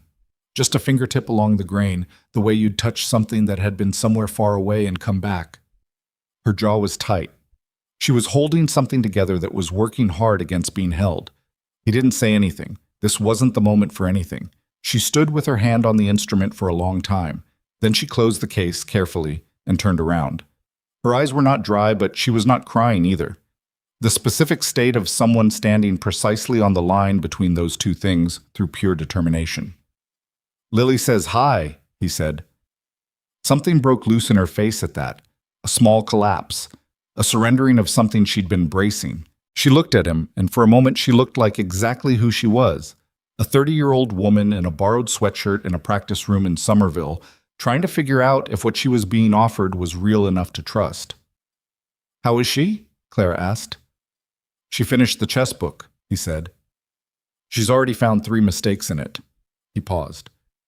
"She hasn't talked about you since Friday, which for Lily means she's been thinking about you constantly." Clara made a sound that was almost a laugh. "She also," he said, "asked me this morning if I was going to be an idiot about it or fix it." "What did you say?" "I said I was going to try to fix it."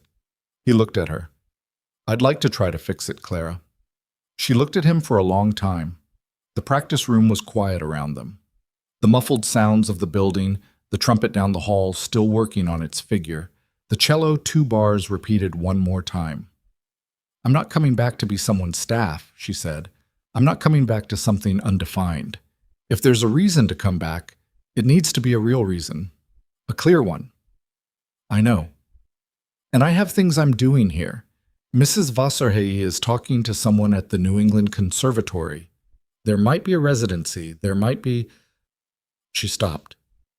"My career is starting again. I'm not stopping it for anything." "I'm not asking you to stop anything," he said. And then, "I have been trying for the better part of 6 months to think of the right container for what this is between us. And I keep coming back to the same answer, which is that the right container is whatever you need it to be. I'm not built for making grand declarations." He paused. "I think you know that by now." "You proposed marriage to a stranger at your own birthday party," she said. "That was apparently an exception." She looked at him for one more long moment.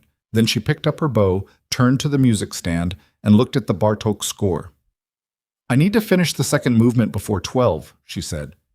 Josephine made lunch. He stood in the practice room, not entirely sure what had just happened.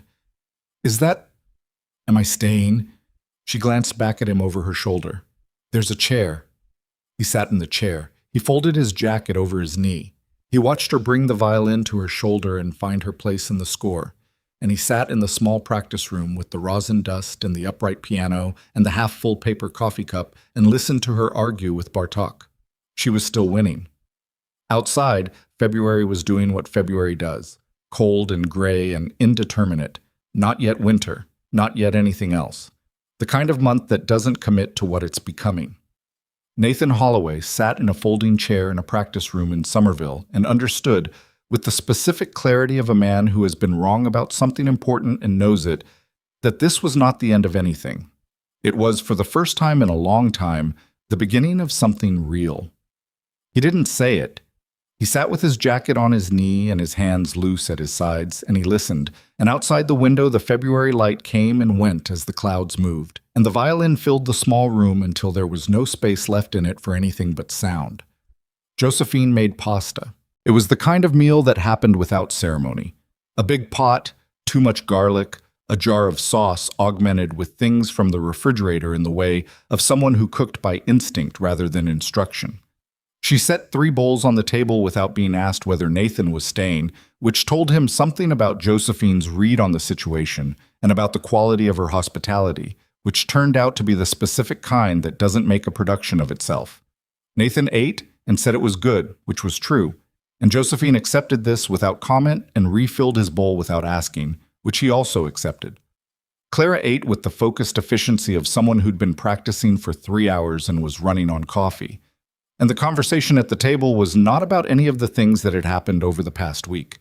It was about Josephine's manuscript, which had reached what she described as a genuinely inconvenient moment in the plot, and about a leak in the bathroom ceiling that the landlord was managing with the specific passive resistance of someone who believed problems resolved themselves if ignored long enough, and about a gray cat named Bernard, who belonged to the downstairs neighbor and had, for reasons no one could establish, decided that Josephine's apartment was his actual home. Bernard himself appeared halfway through the meal, materializing from somewhere in the back of the apartment with the absolute confidence of a creature who has never questioned his welcome anywhere. Nathan watched Clara reach down and scratch Bernard behind the ears without thinking about it, and he watched Bernard accept this as his due, and he thought, this is the version of her that exists outside of everything I've seen. This is the version that was here the whole time, underneath the uniform and the careful composure and the 4 minutes and 20 seconds of Bach that dismantled a room full of people who should have known better. He drove back to New York that evening.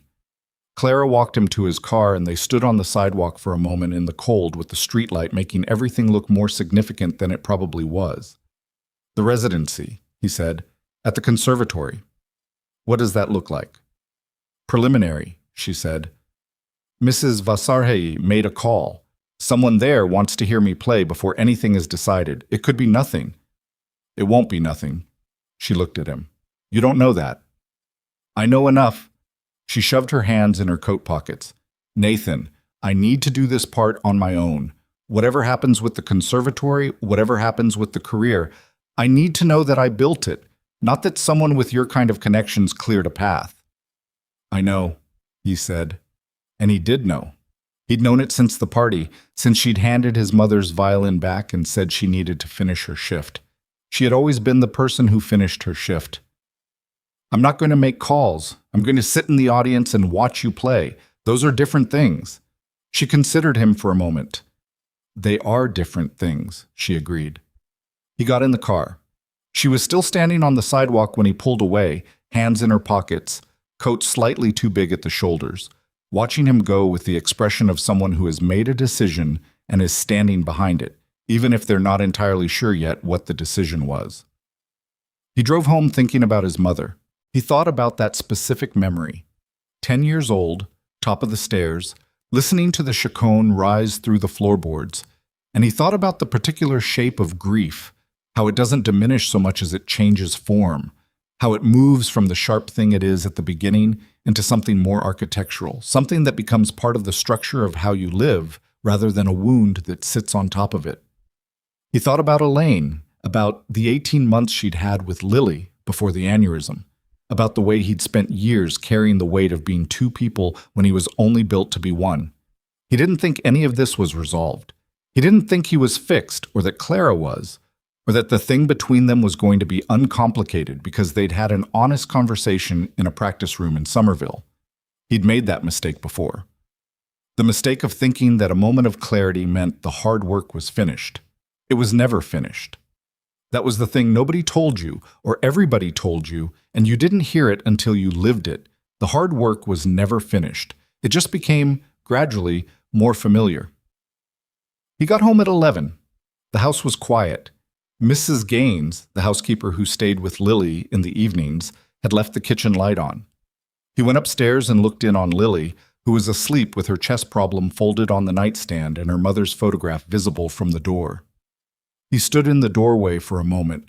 She stirred the way she sometimes did when he checked on her. Her eyes opened halfway. Dad? Yeah, go back to sleep. A pause. Did you fix it? He looked at his daughter, 7 years old, in the process of reading a chess book that had mistakes in it that she'd already found, dark eyes that asked real questions. I started to, he said. She nodded, the same single nod she used when information had been received and processed. Okay, she said, and closed her eyes. He pulled her door almost closed and went to bed. The spring came slowly, as springs in New York do, grudgingly, in fits, warm days followed by cold ones that seemed to be making a point about not being rushed. Claire came back to the city in March, not to the estate, and not to Brooklyn, but to a sublet in Washington Heights, that a colleague of Mrs. Vasarhelyi's made available at a reasonable rate.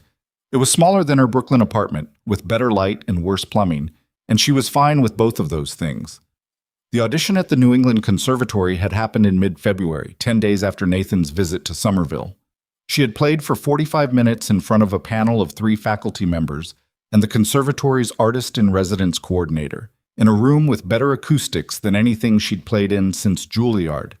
She played the Bartók second movement, a Prokofiev sonata she'd been working on with Mrs. Vasarhelyi, and, at the coordinator's request, after the formal program, the chaconne. She found out 2 weeks later that she'd been offered a 6-month artist residency beginning in September. She called Mrs. Vasarhelyi first. The old woman said, "Of course they offered it. Did you play well?" "Yes," Clara said. "Then of course they offered it." A pause. "You sound surprised." "I'm not surprised," Clara said. I don't know what I am." "You're allowed to be pleased, Clara. It's not a character flaw." She called Nathan second. He answered on the first ring, which she noticed, and said, "Tell me," before she'd finished her first sentence, which made her smile in a way she was glad he couldn't see. She told him. He was quiet for a long enough moment that she thought the connection had dropped. Then, "Your father would have thought that was the best thing he'd heard all week." She stood in her Washington Heights sublet with its good light and its bad plumbing and felt something move through her chest that she didn't try to name. "Yeah," she said, "he would have." The months between February and September had their own texture. She was in the city, then visiting the estate, then in the city again. The rhythm of it settled into something that was neither entirely separate nor entirely merged, which was the closest she could get to what she needed. She needed to keep the thread of her own life clearly in her hands. She needed to know it was hers. But she also needed, and this was harder to admit, not because she was ashamed of it, but because she'd spent so long not needing anything that the admission required a kind of recalibration. She needed what was growing in that house in Westchester. She needed Lily's chess problems, and Nathan's level voice, and the library in the afternoon light, and the specific feeling of being in a space where someone was genuinely glad she was there. Those two things, she was learning, could coexist. That was the actual lesson of the past year, if she had to name one. That protecting yourself and allowing yourself to belong somewhere were not the same as each other and did not have to cancel each other out. She had spent 11 years making them synonymous. Making safety mean solitude. Making strength mean needing nothing. It was a reasonable response to loss. It was also, she could see now from a slight distance, a kind of ongoing deprivation that she'd dressed up as independence. Her father had not been an island. He'd worked 2 jobs and come to every recital in his good shirt and asked her, on the last Sunday she'd spent with him before he died, whether she was happy at Juilliard. Not whether she was performing well or developing correctly or on track. Whether she was happy. She'd said yes, and she'd meant it, and he'd squinted into the sun and said, "Good. That's the only thing that matters." She'd spent 11 years making it not matter, and then wondering why things felt hollow. Nathan, for his part, was doing his own recalibrating. He'd had a conversation with his therapist, a man named Dr. Osei, who he'd been seeing irregularly for 3 years, and who received information with the calm non-reaction of someone who had heard most things, about the night of the birthday party and what had possessed him to do what he'd done. Dr. Osei had made one observation, offered without emphasis. "You'd been keeping that cabinet closed for 2.5 years. Something made you open it in front of 200 people. That's worth sitting with." Nathan had sat with it. What he came to, slowly and without the dramatic clarity he'd have preferred, was something like this. He had been for 8 years the reliable one, the one who held things together, the one who managed.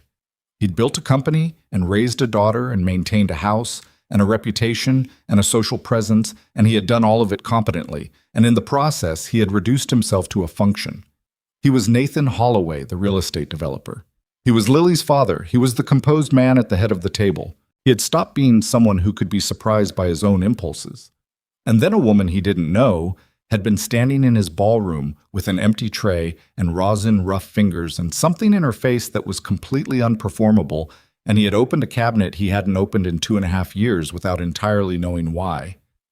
And it had felt, for the first time in a long time, like doing something true. The failure afterward, the doubt, the silence, the 48 hours that Clara had been exactly right about, came from the same place as the cabinet keeping, the reflex to manage, the default to protection. He had looked at a situation that required trust and chosen management instead, and it had cost him something real, and the only way through it was to be different, not fixed, not resolved, different, gradually, through the accumulation of better choices.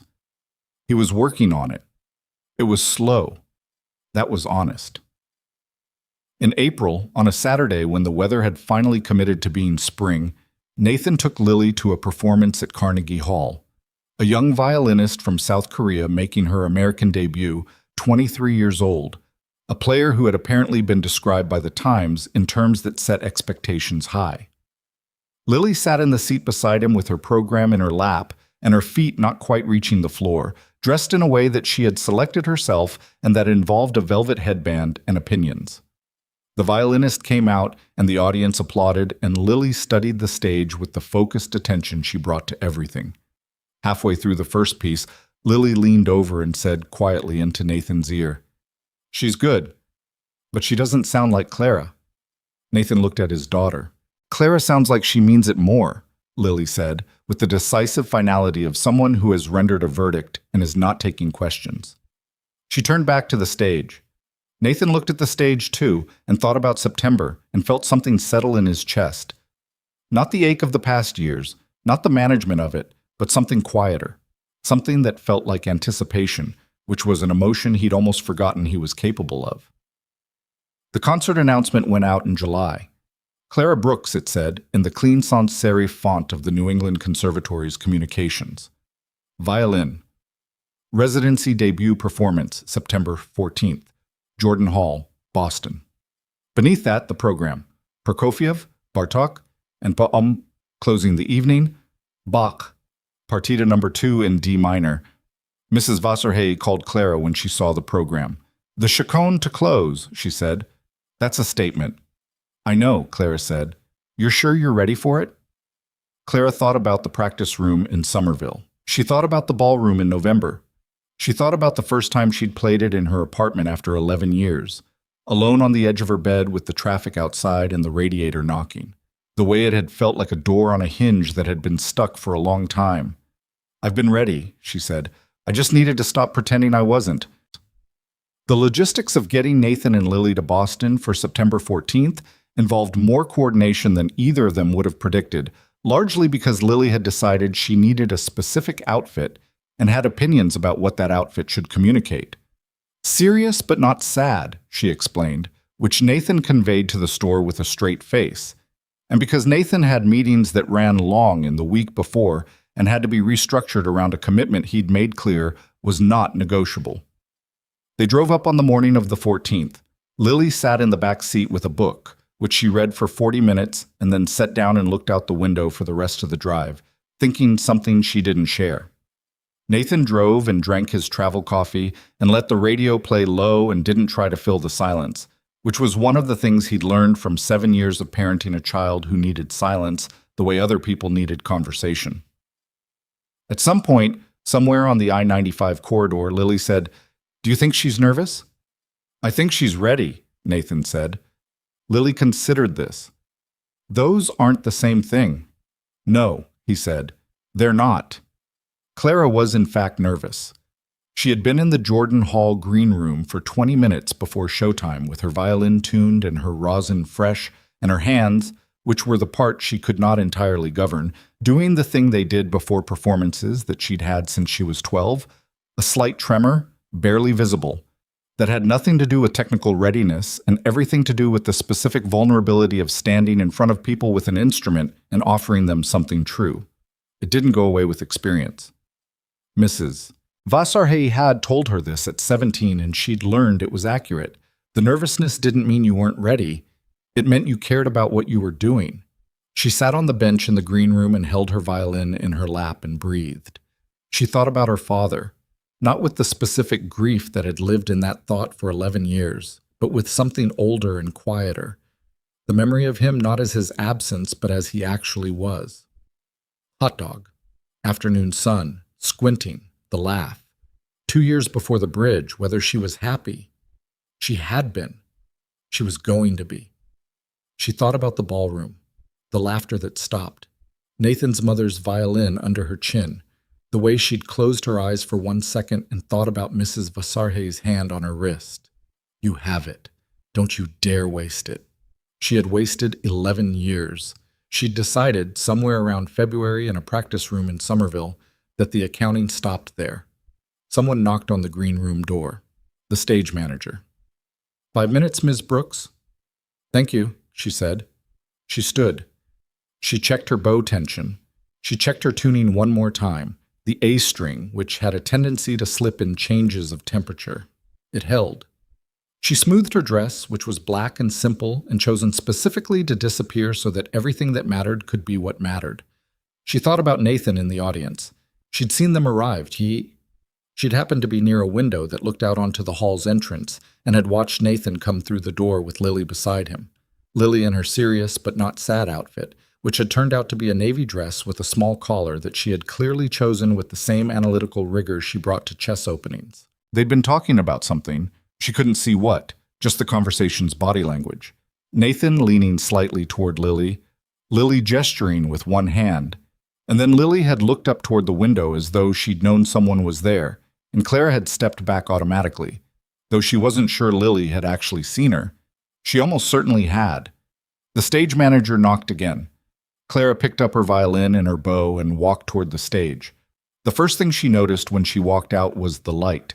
Jordan Hall's warm amber stage light, the kind that makes everything look like it matters, like it's been lit for exactly this purpose.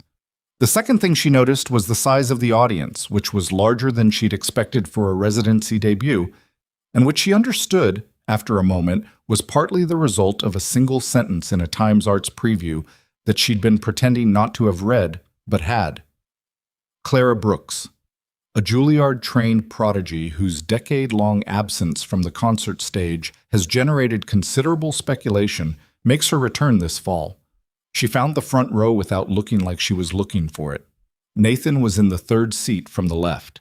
Lily was beside him, program in her lap, chin slightly lifted, the expression of someone paying full attention.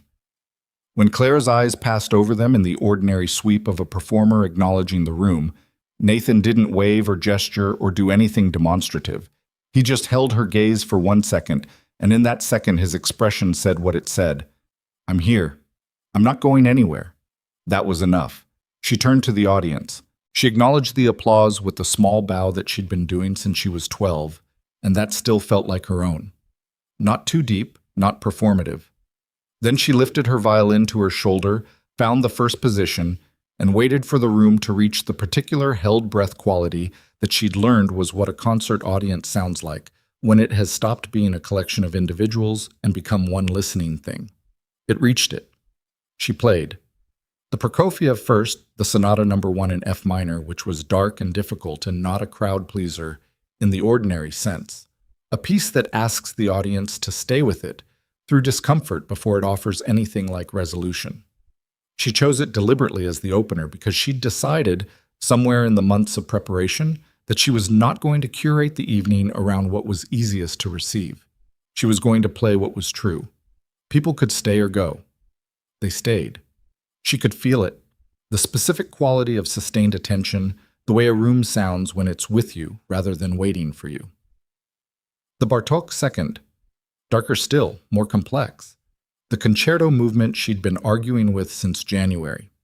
She'd stopped arguing with it somewhere around April and started inhabiting it, which was the difference between technical mastery and something more.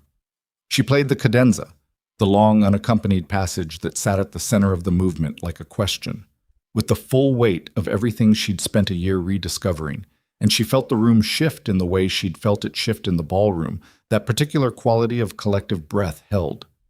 Intermission. Green room. Water. She sat alone for 12 minutes and did not think about anything important, which was its own kind of discipline. Then, the chaconne. She walked back out to the kind of applause that's slightly different from the applause before intermission. Warmer, more personal, the applause of an audience that has already decided something and is confirming it. She settled herself at center stage, checked her bow one last time, adjusted her shoulder rest a millimeter. Small rituals that were not about doubt, but about presence, about being entirely in the room with what she was about to do. In the third row, Lily Holloway had stopped looking at her program. She was looking at the stage with the absolute focus of a child who has decided this is the most important thing happening anywhere. In the seat beside her, Nathan Holloway had his hands loose in his lap, and his posture the still, settled posture of someone who has arrived somewhere and is staying. He was not thinking about the company or the meetings or the restructured schedule or the conversation he still needed to have about Veronica's final statement. He was thinking about his mother's practice room, the age of 15, the specific grain of the floorboards he'd sat on to listen. He was thinking about a cabinet that had been closed for 2.5 years. He was thinking that some things take exactly as long as they take, and that impatience with that fact is its own kind of loss. Clara raised her bow. The chaconne begins with a chord, 4 strings, forte, a sound that is not delicate or preparatory, but arrives like something that has already been decided. She hit that chord and felt it in her sternum, felt the resonance travel through the instrument into her jaw and her shoulder, felt the room receive it, and understood with a physical certainty that settled below thought. She was back. Not to where she'd been at 21, which was a place she could never return to and didn't need to, but back to herself, to the version of herself that played.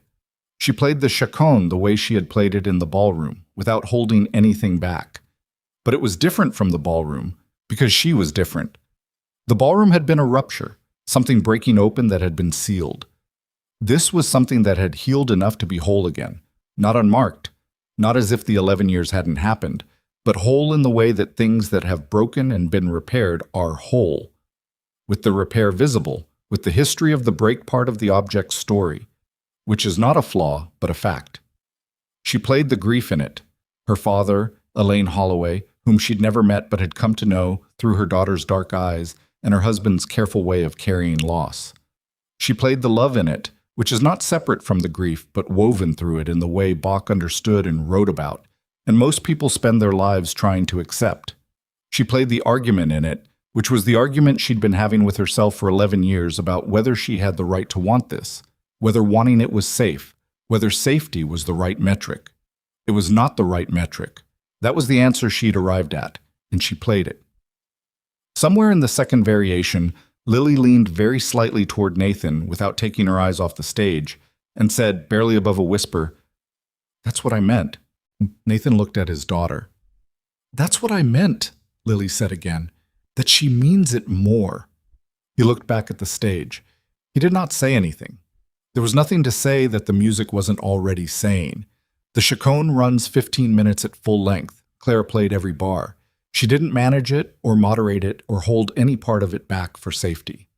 She played the last variation, the D major passage that arrives near the end like light through a very specific window, unexpected after all the darkness, almost unbearably beautiful in its placement, with the full weight of a person who has earned the right to play it, and who knows it, and who is not pretending otherwise. When she drew the last note out and let the bow come off the strings and the sound dissolve into the hall, the silence that followed lasted 4 full seconds. Then Jordan Hall stood up. Not politely, not in the practiced way of an audience that knows it's supposed to respond to certain markers, the way people stand when something has happened to them that they didn't plan on. The front rows first, then the middle, then the back, a wave moving through the hall like something physical, and the sound of it, the particular full-throated sound of an audience on its feet, filled the space where the chaconne had been. Clara stood at center stage and absorbed it. She did not cry. She had cried in the green room before the show, briefly, which she would not have told anyone but would not have denied. On stage she stood in the amber light with her violin at her side and her bow in her hand, and felt the applause land on her like something she had not known she was hungry for until it arrived. Not the validation of it, not the external confirmation, but the specific communion of it, the fact of a room full of people who had received what she'd offered and were sending something back. She bowed. She bowed again. Someone in the third row shouted bravo in a voice that was slightly ragged, which was the best kind of bravo. She looked at the front row. Lily Holloway was standing on the seat of her chair, which she had apparently decided was the appropriate response to the situation. Her navy dress with the small collar and her velvet headband and her hands clapping with the total uninhibited energy of a 7-year-old who has no investment in looking composed. Beside her, Nathan was standing too, not clapping yet, just looking at the stage, looking at Clara. And his face had the expression she'd first seen in the ballroom in November, the one that had nothing polished about it, nothing managed. The one that looked like a man who has been caught off guard by his own capacity for feeling and has decided this time not to do anything about it. She held his gaze across the distance of the hall for one moment. Just one. Then she bowed again because the audience was still on its feet, and she had learned tonight that she was not someone who walked away from this anymore. They found each other afterward in the lobby because Jordan Hall's lobby was where the post-concert crowd gathered and where the green room led out.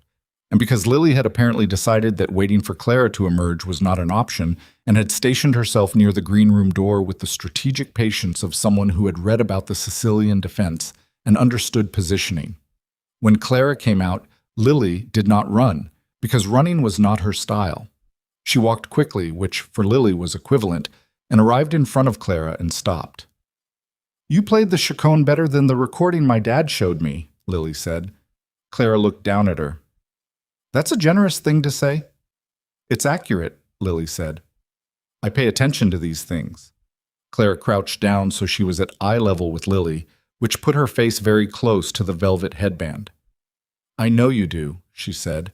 "I've been counting on it." Something in Lily's expression shifted, the assessment relaxing into something more open, something that didn't have a name in a 7-year-old's vocabulary, but that Clara recognized because she'd felt it herself in that practice room in Somerville, in the kitchen in Brooklyn, in the library, in the afternoon light. It was the feeling of something being safe. Lily put her arms around Clara's neck, which was not a thing she did casually. Nathan had told Clara that Lily reserved physical affection with the deliberateness of someone distributing a limited resource. Clara put her arms around Lily and held on, and felt the small, solid weight of her, and didn't say anything because there was nothing that needed saying. Nathan was standing a few feet back, giving them the moment. When Clara stood and looked at him, he was holding his jacket over one arm and his program in the other hand, and he looked exactly like what he was. A man in a concert hall lobby who was tired and who had driven 4 hours, and whose daughter was currently adjusting her velvet headband with the satisfaction of someone who has accomplished what she set out to accomplish. "She was right," Clara said to him. "The Sicilian defense analogy. Those are two different things." He understood what she was referring to. "She's right about most things." "It's exhausting," Clara said. "Constantly," he agreed. They stood in the lobby while the crowd moved around them, while people who had heard her play came and introduced themselves and said the things people say after a performance that means something, and Clara received it all with the warmth of someone who is genuinely present, genuinely there. No part of her was in the room with the door locked. Grace had said she was less sealed back in December, and she was less sealed now than she'd been then, and she intended to keep going in that direction. There was a dinner. The conservatory coordinator had organized something for the residency artists and a few faculty members at a restaurant in the Back Bay, and Clara had been invited and had said yes. She asked Nathan and Lily if they wanted to come, which was perhaps not protocol, but was exactly what she wanted, and Nathan said yes, and Lily said obviously, which settled that. They walked out of Jordan Hall into the September evening, which was the good kind of September. Cool enough for a coat, but not cold, the kind of night that smells like the end of summer deciding to let go gracefully. The streets outside the hall were lit and busy, people moving in both directions, the city doing what cities do, indifferent and full of life. Lily walked between them. At some point, and neither Nathan nor Clara registered exactly when it happened, she took both their hands, one on each side, with the matter-of-fact grip of a child who has decided that this is how this goes, and is not making an announcement about it. They walked like that for half a block before Nathan said, to no one in particular and to Clara specifically, "She's going to tell the chess book's author about his mistake eventually. I want you to be prepared for that." "I've been mentally preparing," Clara said. "She's written a letter," he said. "A draft. She's on the 4th revision." "That's extremely Lily." "It really is." Lily, between them, did not confirm or deny any of this. She walked with the composure of a person who is above the conversation while being entirely aware of it. The restaurant was warm and full of noise, the good kind of noise. Overlapping conversations, the clatter of a kitchen in full operation, the specific energy of a room where people are celebrating something. Clara sat at the long table with her residency colleagues and the faculty and Nathan and Lily, and she ate and she talked and she laughed at something the conservatory coordinator said that was genuinely funny, and she felt, sitting there, the particular rare quality of being exactly where she was supposed to be. Not because it was perfect. The wine was slightly too warm and the service was slow, and Lily fell asleep in her chair before the dessert course with her head resting on Nathan's arm and her mouth slightly open in a way she would have found undignified if she'd been awake to know about it. Nathan's shoulder was at an angle that was probably uncomfortable, and he didn't move because he didn't want to wake her, which Clara noticed and did not comment on. The conversation at the table went in the way of dinners that have too many people, in fragments, in interruptions, in threads that started and got lost and surfaced again 20 minutes later. None of it was smooth. All of it was real. After, in the parking lot, while Nathan was settling a sleeping Lily into the back seat with the particular practiced quiet of someone who has done this 1,000 times, Clara stood by the car and looked up at the sky, which was doing its September thing. More stars than the city usually allowed, the air clear enough to make it possible. She thought about a practice room with bad fluorescent lighting. She thought about a radiator that knocked. She thought about a first-floor apartment in Queens and a Sunday in the park and the specific sound of a chaconne rising through the floorboards of a house where a 10-year-old sat at the top of the stairs and listened. She thought about all the things that had to break in exactly the right ways to make tonight possible. Her father's death, which she would never stop grieving and would never stop carrying, and which had led her to stop. And stopping had made the starting again mean something entirely different than it would have meant at 21. Nathan's loss, which had led him to lock a cabinet, which he'd opened for reasons neither of them fully understood, in a room full of people who laughed at the wrong moment and stopped laughing when the music started. Lily, who had walked into a library and sat in an armchair and asked real questions and decided, with the sovereign certainty of a 7-year-old who pays attention to things, that Clara was someone worth positioning for. None of it had been planned. Very little of it had been manageable. All of it had been real. Nathan straightened up from the back seat and closed the door carefully. He stood beside her and looked up at the sky too, briefly, then looked at her. "Ready?" he said. She thought about what the word meant. She'd been asking herself that for a year, in various forms. Ready to play, ready to trust, ready to want something, ready to stop treating her own life like a thing to be survived rather than lived. The answer kept being the same answer, the one her father had given her without knowing it, standing in a park squinting into the sun with a hot dog in his hand. The only thing that matters is whether you're happy. She was getting there. Those were the same thing. "Yes," she said. They drove back through the September night, the highway unspooling in the headlights, Lily asleep in the back with her velvet headband slightly crooked and her chess problem somehow retrieved from somewhere and held loosely in one hand even in sleep, because some habits are too fundamental to set down entirely.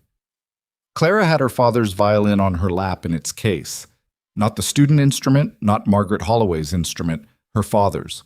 The one that had come back to her from a shop in the East Village through the particular chain of events that happens when someone pays enough attention to look for a thing. She rested her hand on the case and felt the familiar weight of it and thought, here. This is what here feels like. It was not the end of difficulty. There were still things to build. Her career, which was beginning again from a new starting point with all the work that implied. Whatever she and Nathan were building, which was real and imperfect and still in the early stages of declaring itself. Lily growing up, which was going to be extraordinary and exhausting and the kind of thing nobody is actually ready for. The ordinary accumulation of days that would be good and bad and mostly somewhere in between, which was what a life was. But she had her father's violin in her lap, and a 7-year-old with a chess problem asleep in the back seat, and a man beside her who had made a mistake and known it and driven to Boston to say so in person, which was not everything but was something real. It was the kind of real you could build on, the kind that didn't ask you to be something you weren't, only to be more fully what you already were. Outside, the September night moved past. The highway lights appeared and disappeared. The stars, where they were visible, held their positions with the indifferent permanence of things that predate all human trouble and will outlast it.